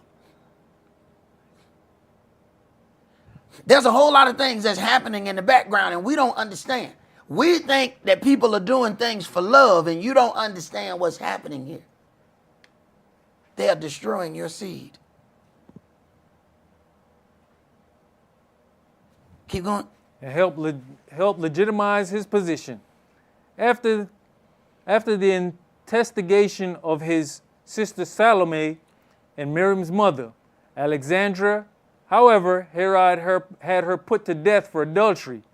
Later, he also executed her 2 sons, Alexander and Astrabolus. So Herod, the so-called king, who was an Edomite, established the legitimacy of his rule through a woman. So he really was Jewish through the woman. Okay, all right. Let's go to Ezra chapter 2. See, if I just say it, y'all will say, you know, that's old mean old sock. Sock's so mean. I want you to call Encyclopedia Britannica and tell them how mean they are. Make sure you tell them. And tell them Sock sent you.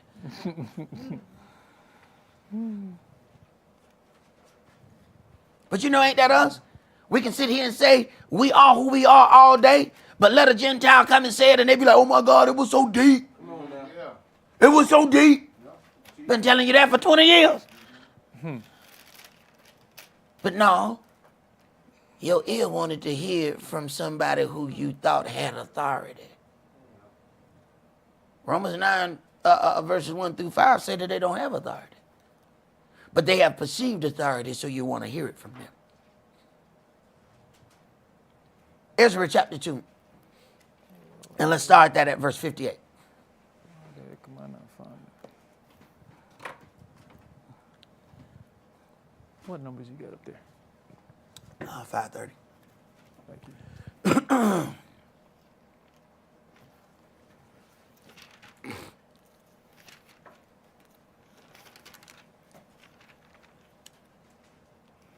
So then some of the things that we are watching that are taking place now, understand it is the thing that Herod put in place 2,000 years ago. And it was already happening before then, that they're marrying because they're trying to infiltrate Judah. Ezra chapter 2, and I want you to read verses 58 through 62. All the Nethinims and the children of Shlomo's servants were 322. And these were they which went up from Tel-Melah, Tel-Harsa, Cherub, Adan, and Emer. But they could not show their father's house and their seed, whether they were of Israel. All right, now they would say, they could show their mama. They said their mama now. They were Jewish to their mama. But they couldn't show their father's house. Go ahead. The children of Deliah, the children of Tobiah, the children of Nekoda, 652.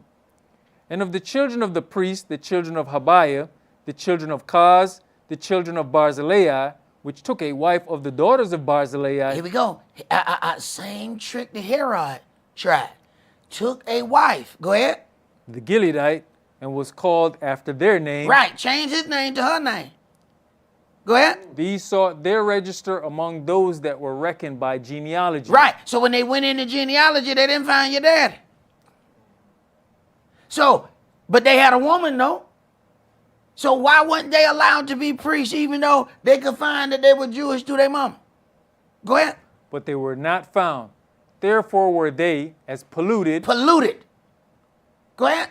Put from the priesthood. All right. Now, if you got a problem, make sure you call Ezra. If you have a problem, make sure you call Ezra. Make sure you summon up Ezra and tell him that you have a problem with his assessment.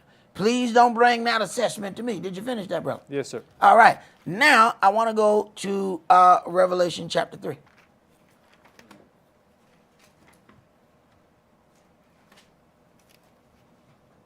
So when they're going through the lineage, they are going through the lineage of the fathers. Okay? It's very, very interesting. You know, maybe just a side note of information. Why is DNA testing illegal in Israel?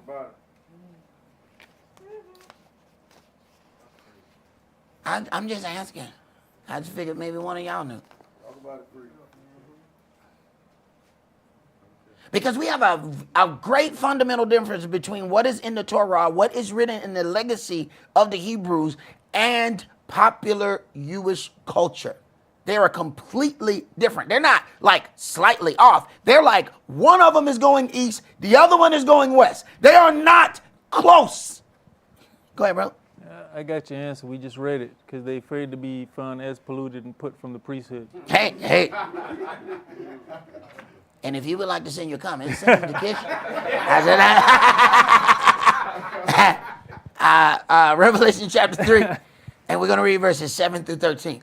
And to the angel of the church in Philadelphia write, these things says he that is holy, he that is true, he that has the key of Dawid, he that opens and no man shuts, and shuts and no man opens. Wait a minute. The key of Dawid. See, people think they're walking around with a Star of David.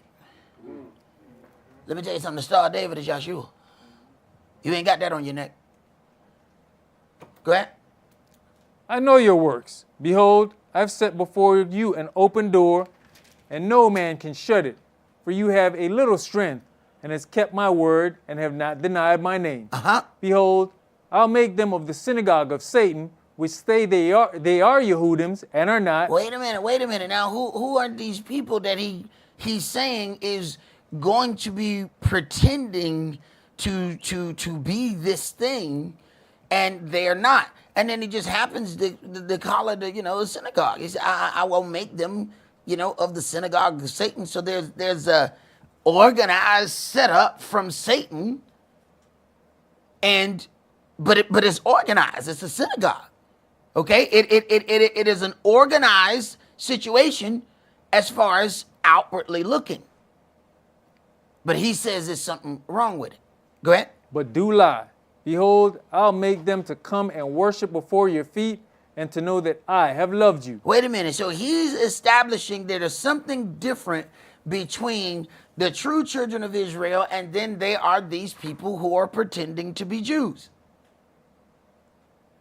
Now, we have secular history proven, printed, that Herod and Edomite did this. Now we have Yahshua talking about this. Wait a minute. Now, do understand, Yahshua has had to deal with Herod. Mm-hmm. So understand now, he has absolute evidence of this happening. Go ahead. Because you have kept the word of my patience, I also will keep you from the hour of temptation, which shall come upon all the world, to try them that dwell upon the earth. Behold, I come quickly. Hold that fast which you have, that no man take your crown. Him that overcomes will I make a pillar in the temple of Mael, and he shall go no more out. And I'll write upon him the name of Mael, and the name of the city of Mael, which is New Jerusalem, which comes down out of heaven from my Elohim, and I'll write upon him my new name. All right. Go ahead. He that has an ear, let him hear what the Spirit says unto the churches. All right. So now I want to go into something, because he says that there's a difference. All right. So then I want to read something. The so-called names of the Hebrew months are a telltale sign of the pagan influences upon popular culture that is kept today. These months, and I say so-called Hebrew months, because Yahweh tells us about Abib. All right? Now, you have these months called Nisan, Iyar, Sivan, Tammuz, Av, Elul, Tishri, Heshvan, Kislev, Tevet, Shavat, and Adar. We're going to focus on this one that jumps out. Mm-hmm. We don't have the time to deal with everything, but we're going to deal with this one, Tammuz. Mm-hmm. All right, let's go to Ezekiel chapter 8.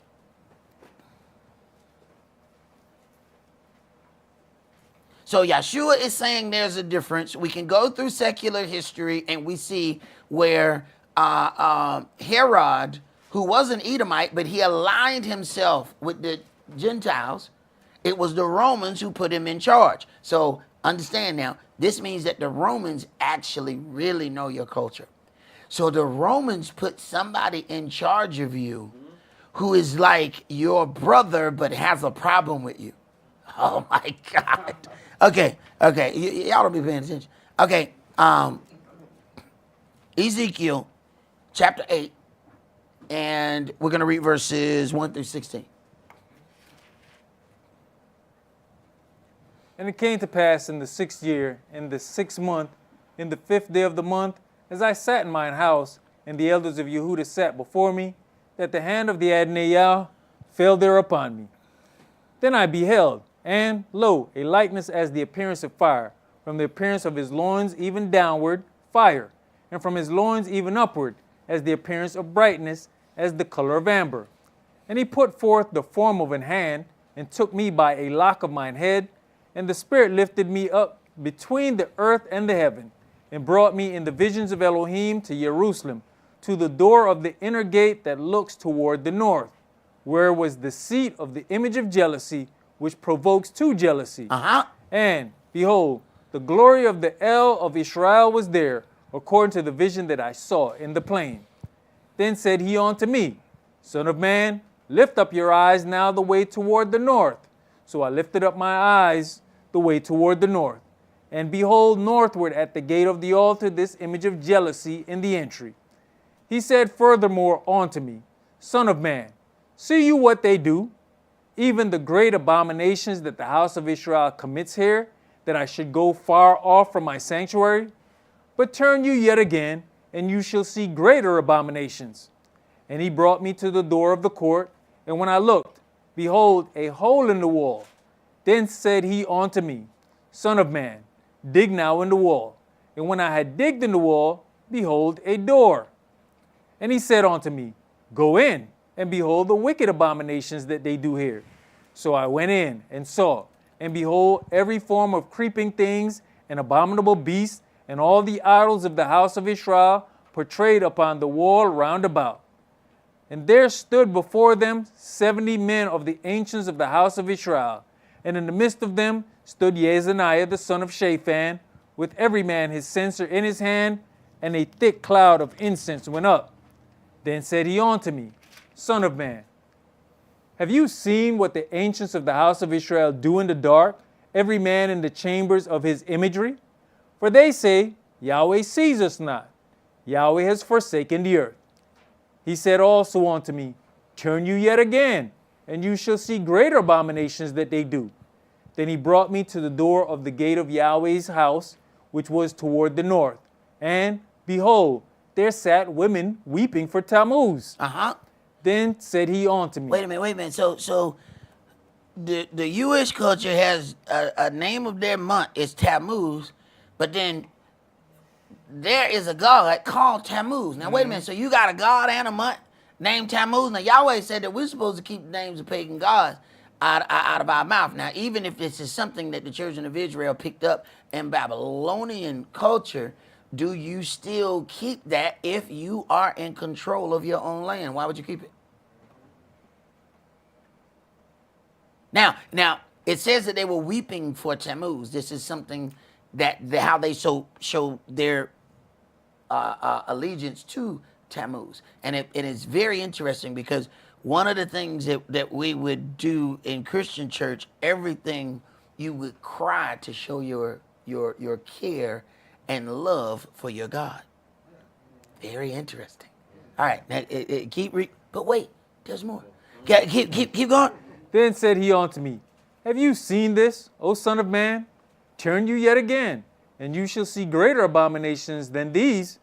And he brought me into the inner court of Yahweh's house. And, behold, at the door of the temple of Yahweh, between the porch and the altar, were about 25 men, with their backs toward the temple of Yahweh. Backs toward the temple. So it was not about the temple. When we go to the east, we have the direction of toward the temple. They are at the temple. Go ahead. and their faces toward the east, and they worship the sun toward the east. So then now you have the east as far as Yahweh's beginning, but then you have some people who are going to the east because they are worshiping the sun. They're worshiping the sun S-U-N, not the sun S-O-N. So now you have two totally different situations. But I want to go back to 14, and the women were there weeping for Tammuz. Now I want you to read these things that we have here about Tammuz. Tammuz, Arabic, is also the name for the month of July in Iraq, the Levant, and Turkey. Tammuz in Turkish. In Syriac, it is in Lebanon, Syria, and the Palestinian territories. The 2006 Lebanon War is generally known as Harb Tammuz, i.e. the July War, following the Arab custom of naming the Arab-Israeli wars after months. All right, so then we realize that there's a real thing still going on about Tammuz. Go to the next graphic. Tammuz, 1312 BCE. Citation needed. Golden calf offered by the Jewish people. Now, what is happening is there's a setup where they're dealing with all of the things that cause sorrow. All right? So, before we go to that, I actually want to go to the next one. I want you to go, when the people are keeping Lent, you have to understand that the setup for Tammuz was supposed to be 40 days of dealing with Tammuz. So when the people are dealing with Lent, and they're dealing with the fast of Lent, and they start this 40 days, they're actually celebrating Tammuz. This is how people get coerced into a 40-day fast. Here is Tammuz that they're dealing with. Now, I want you to go to the next graphic and start reading there, because the Jewish also have a ritual that is done for Tammuz. Go ahead. The fast of the 17th of the Hebrew month of Tammuz. Wait a minute. They have a fast in the month of Tammuz. Now, it says that they were weeping for Tammuz. When Yahweh says, afflict yourself. Okay, you afflict yourself by fasting and denying yourself. All right, so I need you to see the correlation between the weeping for Tammuz and the fast of Tammuz that happens on the 17th day of the month named Tammuz. But we're supposed to be Yahweh's servant. But there's a fast for Tammuz. So as this is taking place, I need you to think about the jealousy that's being put forth for Yahweh. And even there's a part where he says the fast of the such and such and such and such month. Did I ask you to do that? Go ahead. Keep reading. Known as Shiva Asar B Tammuz, is the start of a 3-week mourning period. Wait a minute. Mourning. Wait a minute.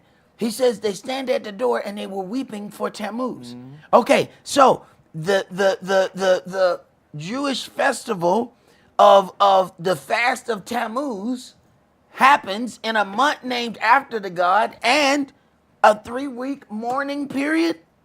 Keep reading. For the destruction of Jerusalem and the 2 holy temples. So now what's happening is the replacement theology. You now take all of the bad events that happen and you say that you're mourning for all of these events, so that now the weeping for Tammuz is really that you're weeping for all the stuff that you've gone through in the past. Keep reading. The fast actually commemorates 5 tragic events that occurred on this date. So-called. Now, I need to make sure we say so-called. This is according to other individuals' culture. This is modern Jewish culture. Go ahead. Moshe broke the tablets when he saw the Jewish people worshiping, according to them, the golden calf. All right, so then they have that. That's one of the things that they're mourning for. Next. During the Babylonian siege of Jerusalem, The Yehudims were forced to cease offering the daily sacrifices due to the lack of sheep. Astamos burnt the Holy Torah. Apostamos burnt the Holy Torah. All right, so these are all things that they said that they're mourning for while they're doing the fast of Tammuz. Keep going. An idol was placed in the Holy Temple. The walls of Jerusalem were breached by the Romans in 69 CE after a lengthy siege. 3 weeks later, after the Yehudims put up a valiant struggle, the Romans destroyed the second Holy Temple on the 9th of Av. All right, so these are all things that they're saying that they're dealing with in the fast of Tammuz. Go ahead. The Jerusalem Talmud maintains Now here we go right here. I hope you're paying attention. Go ahead. that this is also the date when the Babylonians breached the walls of Jerusalem on their way to destroying the first temple. All right. So then we have this whole setup. Why, if you have control of your own land, are you worshiping or you have festivals set up in the name of another God? And if you're fasting, are you not mourning and weeping for Tammuz? Why is that still being kept right now? I'm sorry, it said it happened in July, right?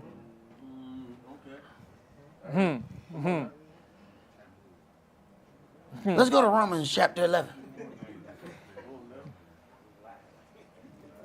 Elder, did you want to go back and deal with the Tammuz thing that we jumped from? Which one was that? 28. Pick 28. No. Okay. No. I'm gonna catch you back. Okay. Romans chapter 11.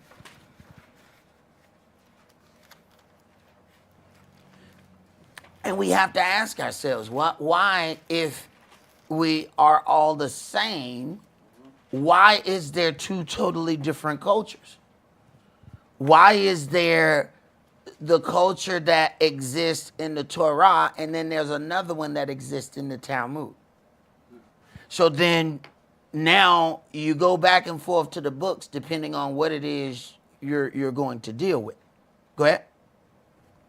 Romans 11, chapter 11 and verse and 1. start at 1. I say then, has Elohim cast away his people?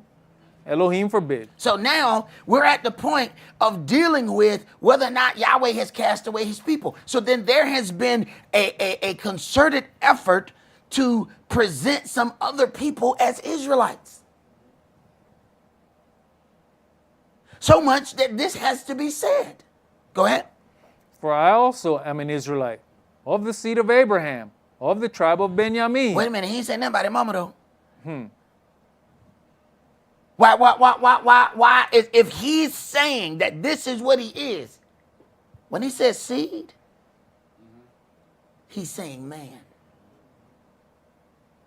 Go ahead.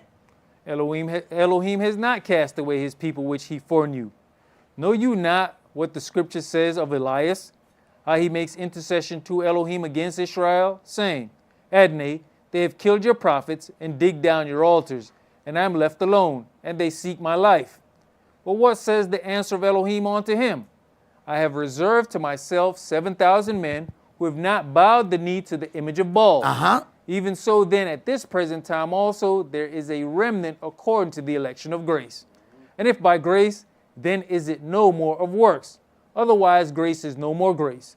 But if it be of works, then is it no more grace. Otherwise work is no more work.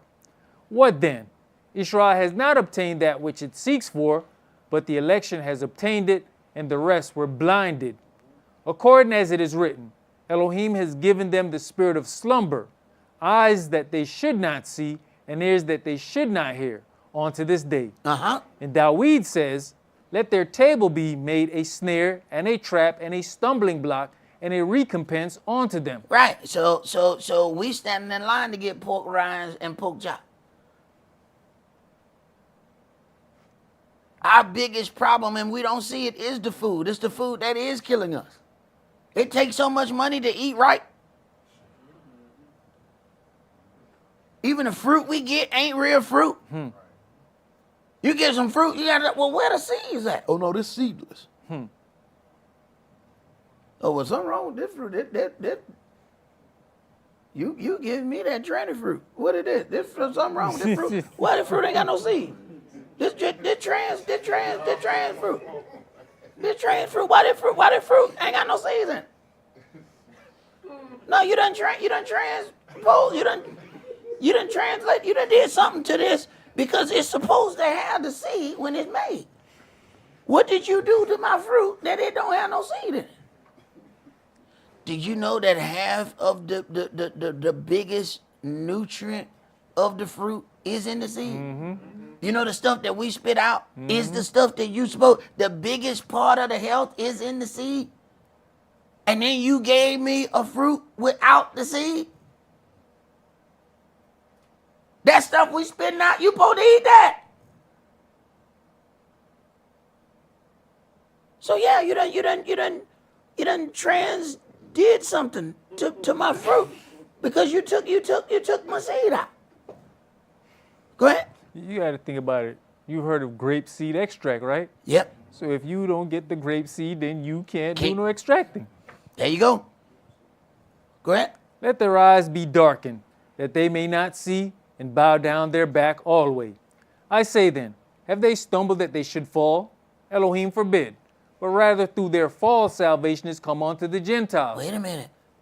Go ahead. For to provoke them to jealousy. Wait a minute. So then now the Gentiles who purposely put forth a Edomite leader to lead over our people now said, okay, a door has been opened unto them. So then now there is a concerted effort between Esau and Gentiles to remove the children of Judah. And I tell you, this stuff happens and we don't even know that it's happening right there in front of us. So Herod the Edomite made his league with Gentiles. And secular history proves that. But he's marrying in, all right, to produce something. So a lot of the imagery that we have been witnessing, we're not knowing what it is that we're seeing. So in almost every television show, you see an interracial couple. It's like we're not even allowed to marry one another on television. Mm-hmm. Those interracial couple marriages are being used as a backdrop to hide the real thing. See, they're letting black and white people take the heat of it, but they're actually mingling something else that you're not aware of. What Herod was doing, marrying the Hasmonean, guess what? When Herod marries a Hasmonean woman and has a child, that child gonna look the same as a child that's mixed between a black and a white couple. So they are being used to hide what's happening. Now, what's being presented in the media, you need to go back in behind a television show. Read all the names that's happening and see how many Jewish names are in the television show. That girl who played in there's this show, I can't think of her name, Kerry Washington. There's a show out where she's the troubled black girl, has a baby by a Caucasian. The baby is extremely light. Then you have her father who just got out of jail. All right. So the black man ain't no good. You got to look at all the undertones that's being pushed out. Then the only woman that was there for him was a Gentile who raised her. You got in every part of the scenario, we are the problem. And there's not one situation where we are good enough for one another. But that's the backstory. Why?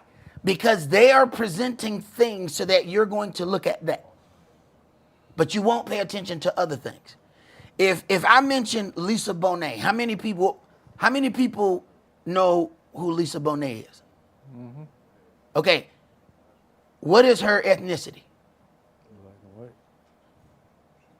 What's her ethnicity? Come on, man. She played in a different world. We love. What is her ethnicity? She mixed what? Black and Jewish. See, y'all think that she black and white. No. Lisa Bonet is Jewish. Mm-hmm. Okay, now let me show you the game. Now, she just looked like she black and white. No. Lisa Bonet's mother is Jewish. Now, she's Jewish through her mother. Okay. All right. Now, watch the game. Now, Lenny Kravitz is who she married. Yep. All right. Yep. Lenny Kravitz is his daddy is Jewish. All right. So you got Lenny Kravitz, who is Jewish from his daddy. You got Lisa Bonet, who is Jewish from her mama. They now have a child named Zoe Kravitz, who is now, by their standards, full Jewish. And she looks like the mixture of a black and a white child.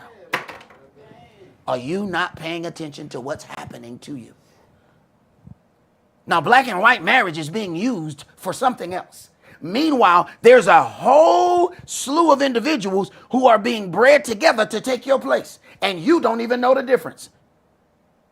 You can look at them and can't even tell.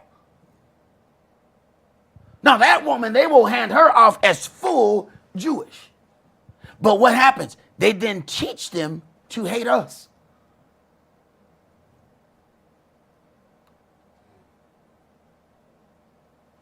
Read, Pre. Verse 12. Now if the fall of them be the riches of the world, and the diminishing of them the riches of the Gentiles, how much more their fullness? For I speak to you Gentiles, inasmuch as I am the apostle of the Gentiles, I magnify mine office. If by any means I may provoke to emulation them which are my flesh, and might save some of them. For if the casting away of them be the reconciling of the world, what shall be the receiving of them be? But life from the dead. Right. So you need to have this in your mind with all this casting them away. Understand, everybody knows your culture better than you. Understand the things that they are putting together, and all of this that we're being presented with the interracial marriage. Understand, black people not behind that, and white people ain't either. Read the names on the back of the show, and you'll find out who's in charge of that. That's not black or white people who's pushing that image. I remember when they had the first Cheerio commercial where the white woman was feeding the black man Cheerios or the little mixed baby, and they went helter-skelter. Who kept pushing that agenda? That wasn't black or white people. That was somebody else. And people will say, all right, well, you saying that these people control the media. If you say control, all of a sudden you become anti-Semitic. So I'm going to show you how not to be anti-Semitic. The people who own stock. See, now I just made it about money. See, if I say somebody controls something, now it's your thought or your feeling or your belief. When I say that the individuals who own stock, now we're dealing with numbers. Now prove to me you don't own the stock. Prove it. Prove that you don't own the stock. Right. I saw your name on the back of it, so I know you own the stock. Go ahead. For if the first fruit be holy, the lump is also holy. And if the root be holy, so are the branches. And if some of the branches be broken off, and you, being a wild olive tree, were grafted in among them, and with them partaketh of the root and fatness of the olive tree. So there's a concerted effort to get inside your tree, and you ain't even paying attention. You think all this is about love, and people are infiltrating your tree. And you letting them in your tree. You're selling your birthright for a pot of beans. Go ahead. Boast not against the branches, but if you boast, you beareth not the root, but the root you. You will say then, the branches were broken off that I might be grafted in. Well, because of unbelief they were broken off, and you standeth by faith. Be not high-minded, but fair. For if Elohim spared not the natural branches, take heed, lest he also spare not you. Behold therefore the goodness and severity of Elohim. On them which fell severity, but toward you goodness, if you continue in his goodness. Goodness if you continue. Not just goodness because you say, well, I know my lineage and who I am. Don't nobody want to hear that little fake tribe chart. He ain't keeping you because of that. Go ahead. Otherwise, you also shall be cut off. And they also, if they abide not still in unbelief, shall be grafted in. For Elohim is able to graft them in again. They can be grafted in if they do it righteously.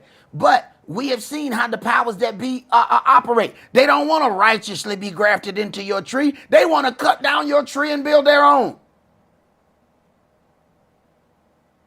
And they're using your DNA to build their tree. Did you see that thing where the billionaire was asking the black women they were paying for their eggs?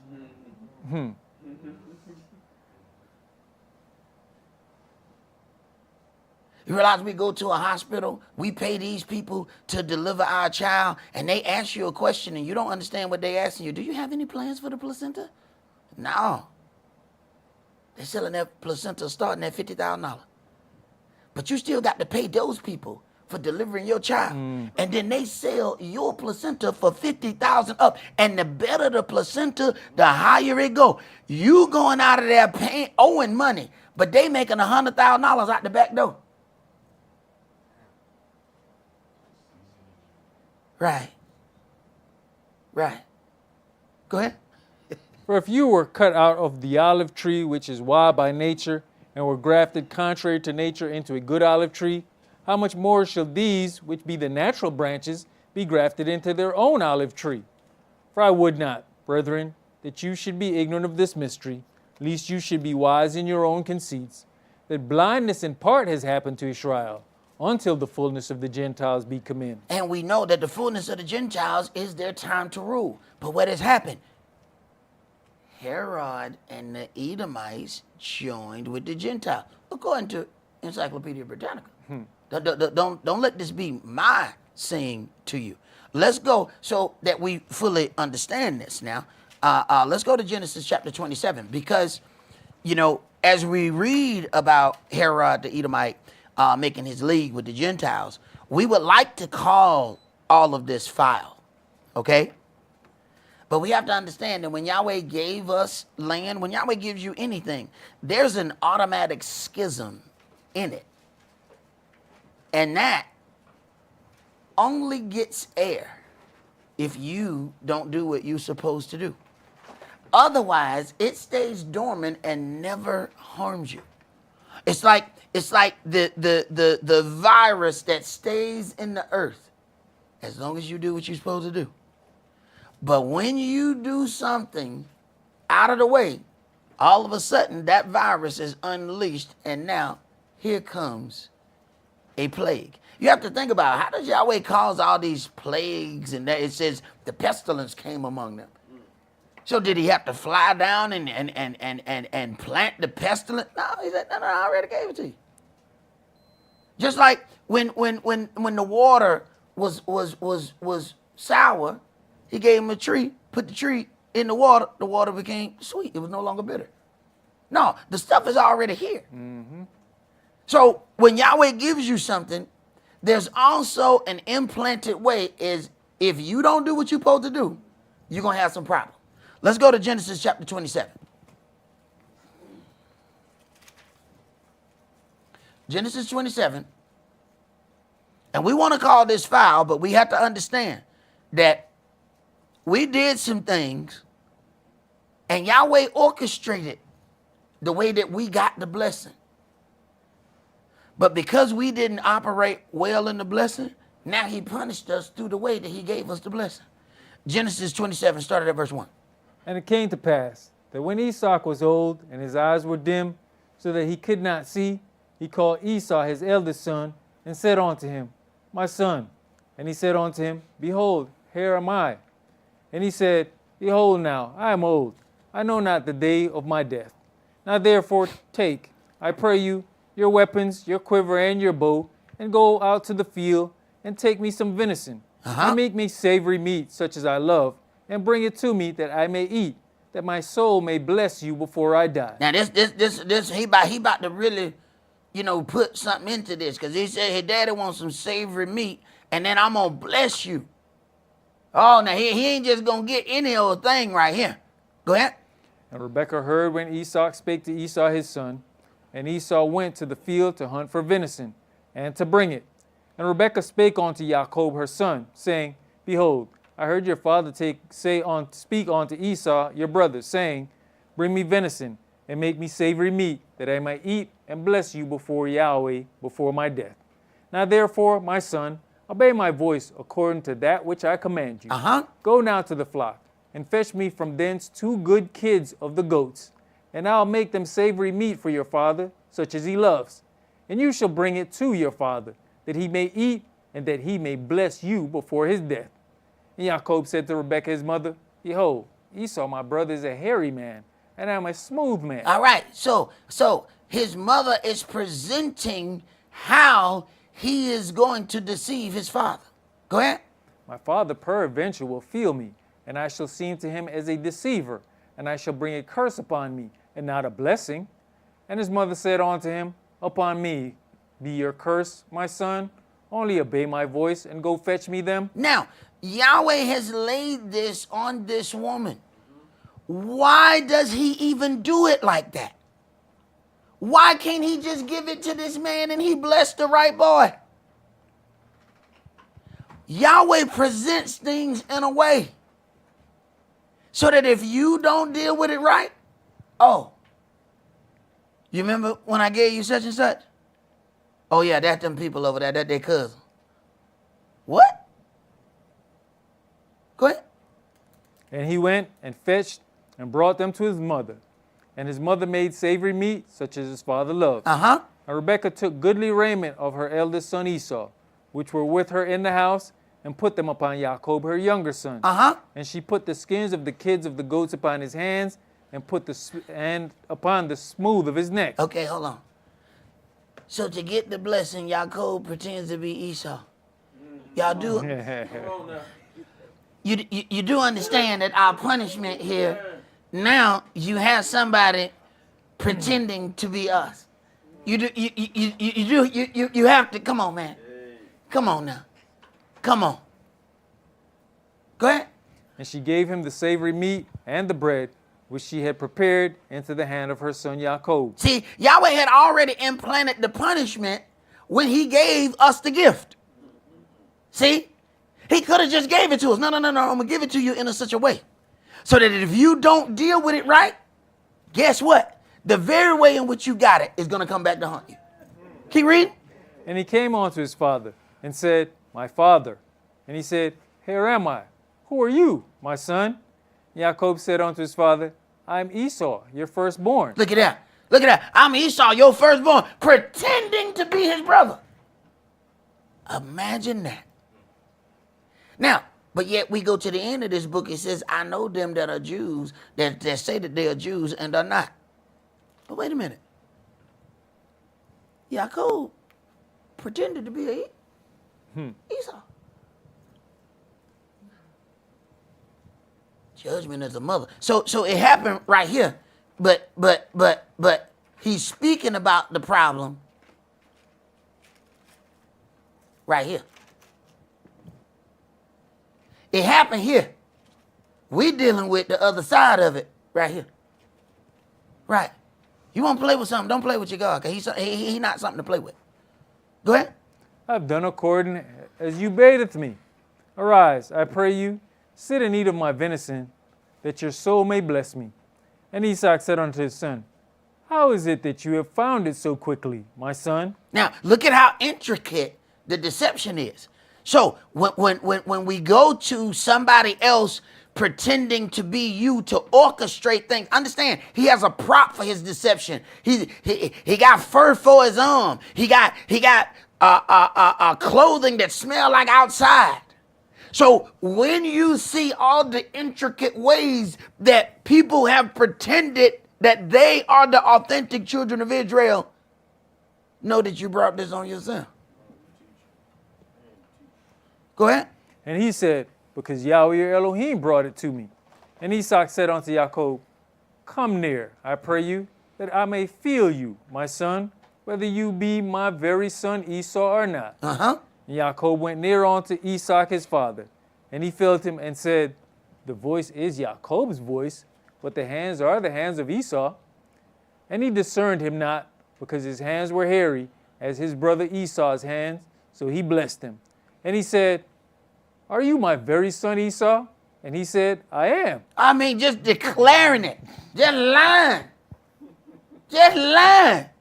But see, we don't want to say, that's us. Just lying. Yeah, I know he's so lying to the daddy. Go ahead. And he said, "Bring it near to me, and I'll eat of my son's venison, that my soul may bless you." And he brought it near to him, and he did eat.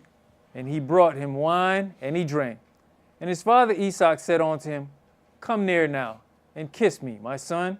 And he came near and kissed him, and he smelled the smell of his raiment. You betray the Son of Man with a kiss? Go ahead. And he smelled the smell of his raiment, and blessed him, and said, "See, the smell of my son is as the smell of the field, which Yahweh has blessed. Therefore Elohim give you of the dew of heaven, and the fatness of the earth, and plenty of corn and wine. Let people serve you, and nations bow down to you. Be master over your brethren, and let your mother's sons bow down to you. Cursed be everyone that curse you, and blessed be he that bless you." So I need you to catch something.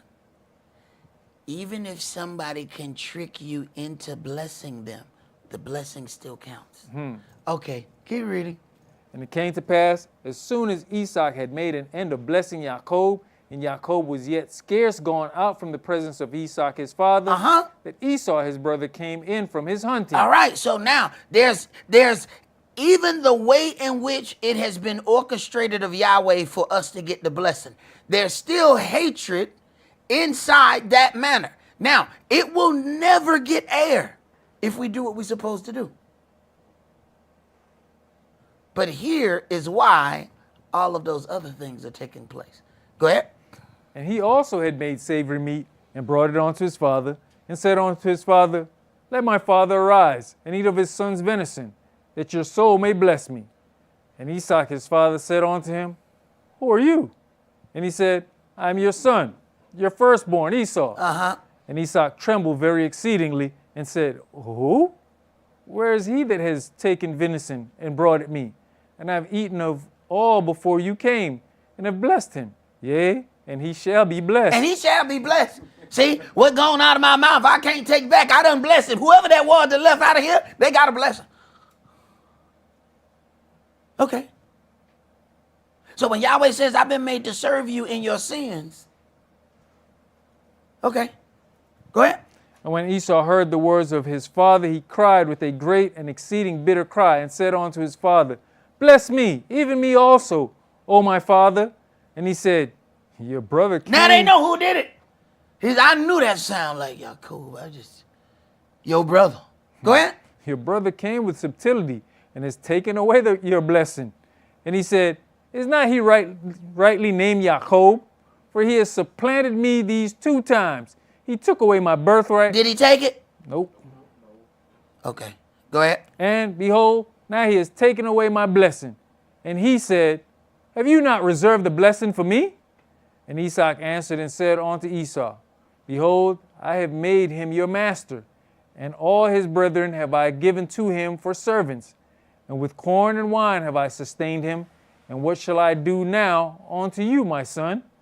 And Esau said unto his father, "Have you not but one blessing, my father?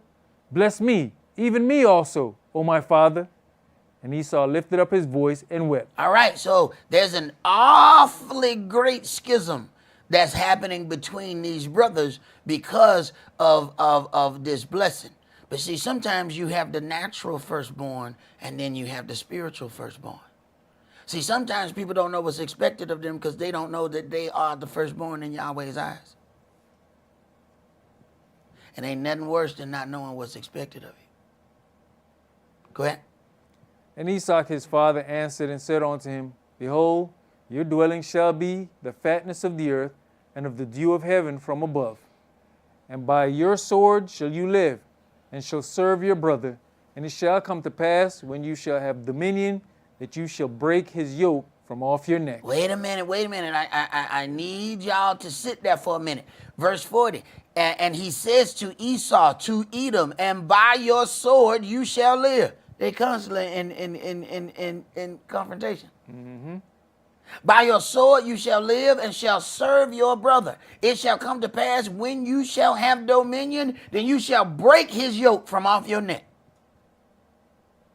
So what happens after they break that yoke and they get power? Okay, keep reading. And Esau hated Yaakov because of the Esau blessing. hates Yaakov. Keep reading. Wherewith his father blessed him. And Esau said in his heart, the days of mourning for my brother are at hand, for my father are at hand. Then will I slay my brother Yaakov. And these words of Esau, her eldest son, were told to Rebekah. And she went and called Yaakov her younger son, and said unto him, behold, your father Esau, your brother, pardon me, Esau, as touching you, does comfort himself, purposing to kill you. Now therefore, my son, obey my voice, and arise, flee you to Laban my brother, to Haran. Now, all of this is Yahweh's doing. See?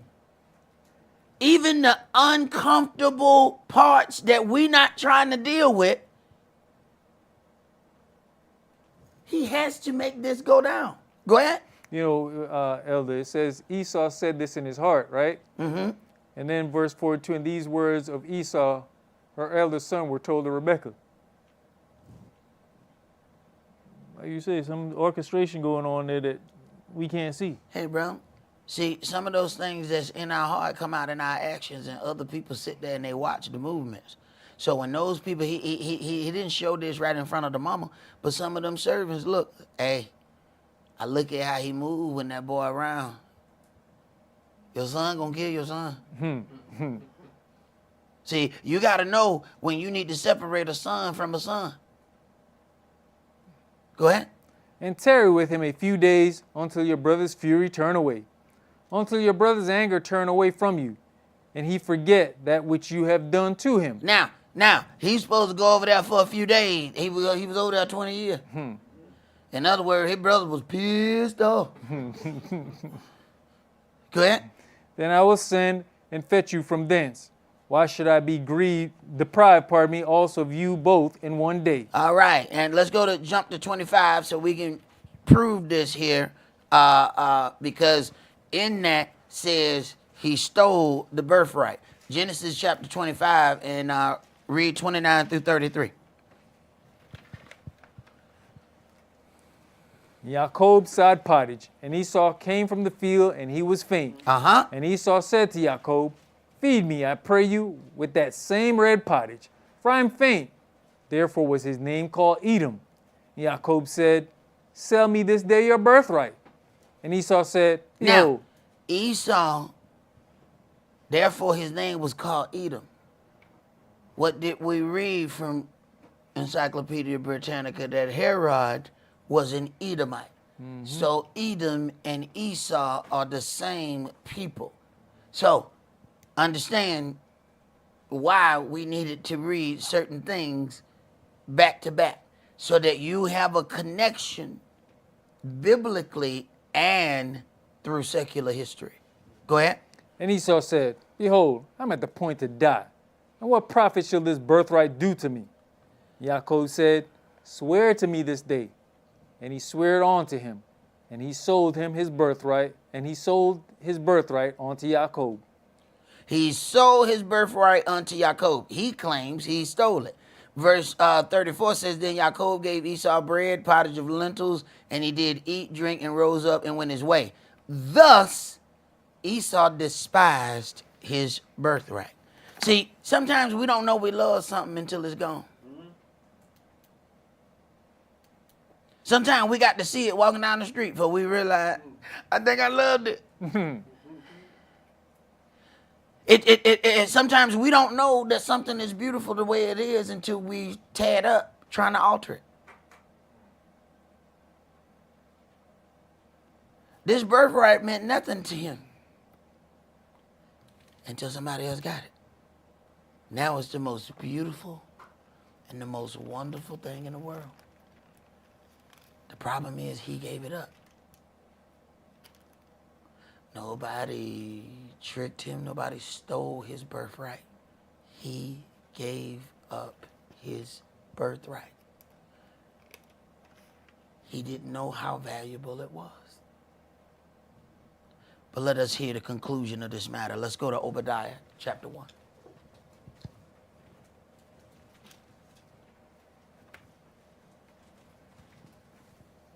See, according to the word, the firstborn is supposed to get a double portion. But here's where the things get confusing. You have Abraham with all these sons. What happened if the person says, well, you know, I'm the secondborn, I'm not the firstborn, and Yahweh is like, I wasn't counting him. The hell you talking about? You the firstborn. No, I'm the secondborn. No, you the firstborn. Who the hell is that? I'm not even counting him. Uh-oh. Now your calculations is off. See, sometimes you don't have enough to do the equation correctly. Now you done did the equation wrong, and now you realize, uh-oh.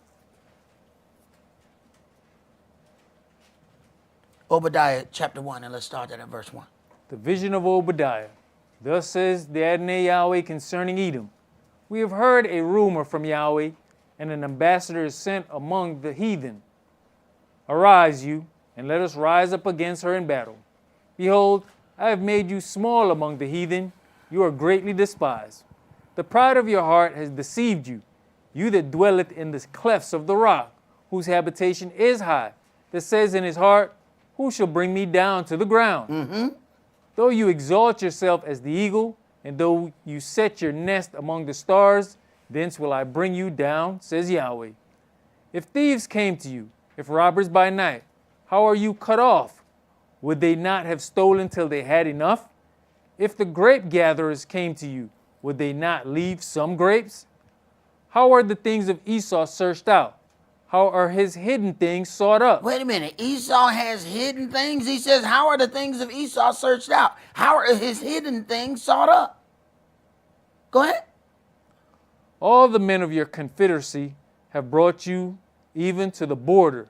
The men that were at peace with you have deceived you and prevailed against you. They that eat your bread have laid a wound under you. There's none understanding in him.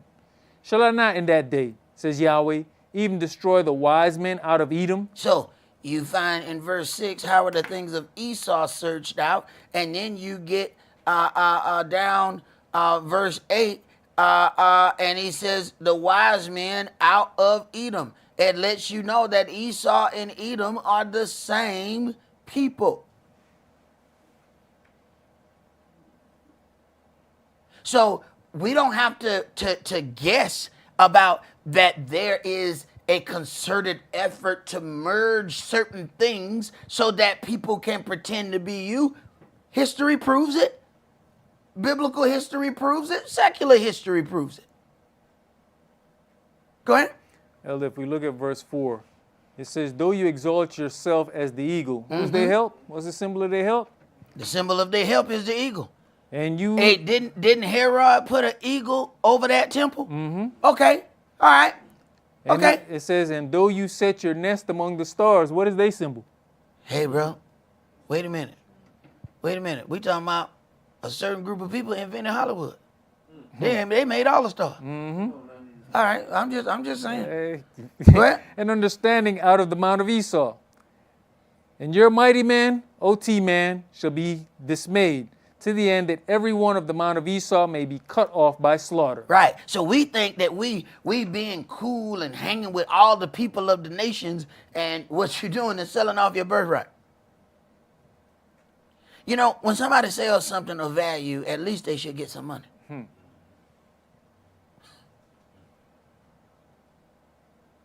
We're selling our birthright for beans. And then we leave and forget to get the beans. Go ahead. For your violence against your brother Jacob, shame shall cover you, and you shall be cut off forever. In the day that you stood on the other side, in the day that the strangers carried away captive his forces. Strangers came and carried away captive his forces. Go ahead. And foreigners entered into his gates and cast lots upon Jerusalem.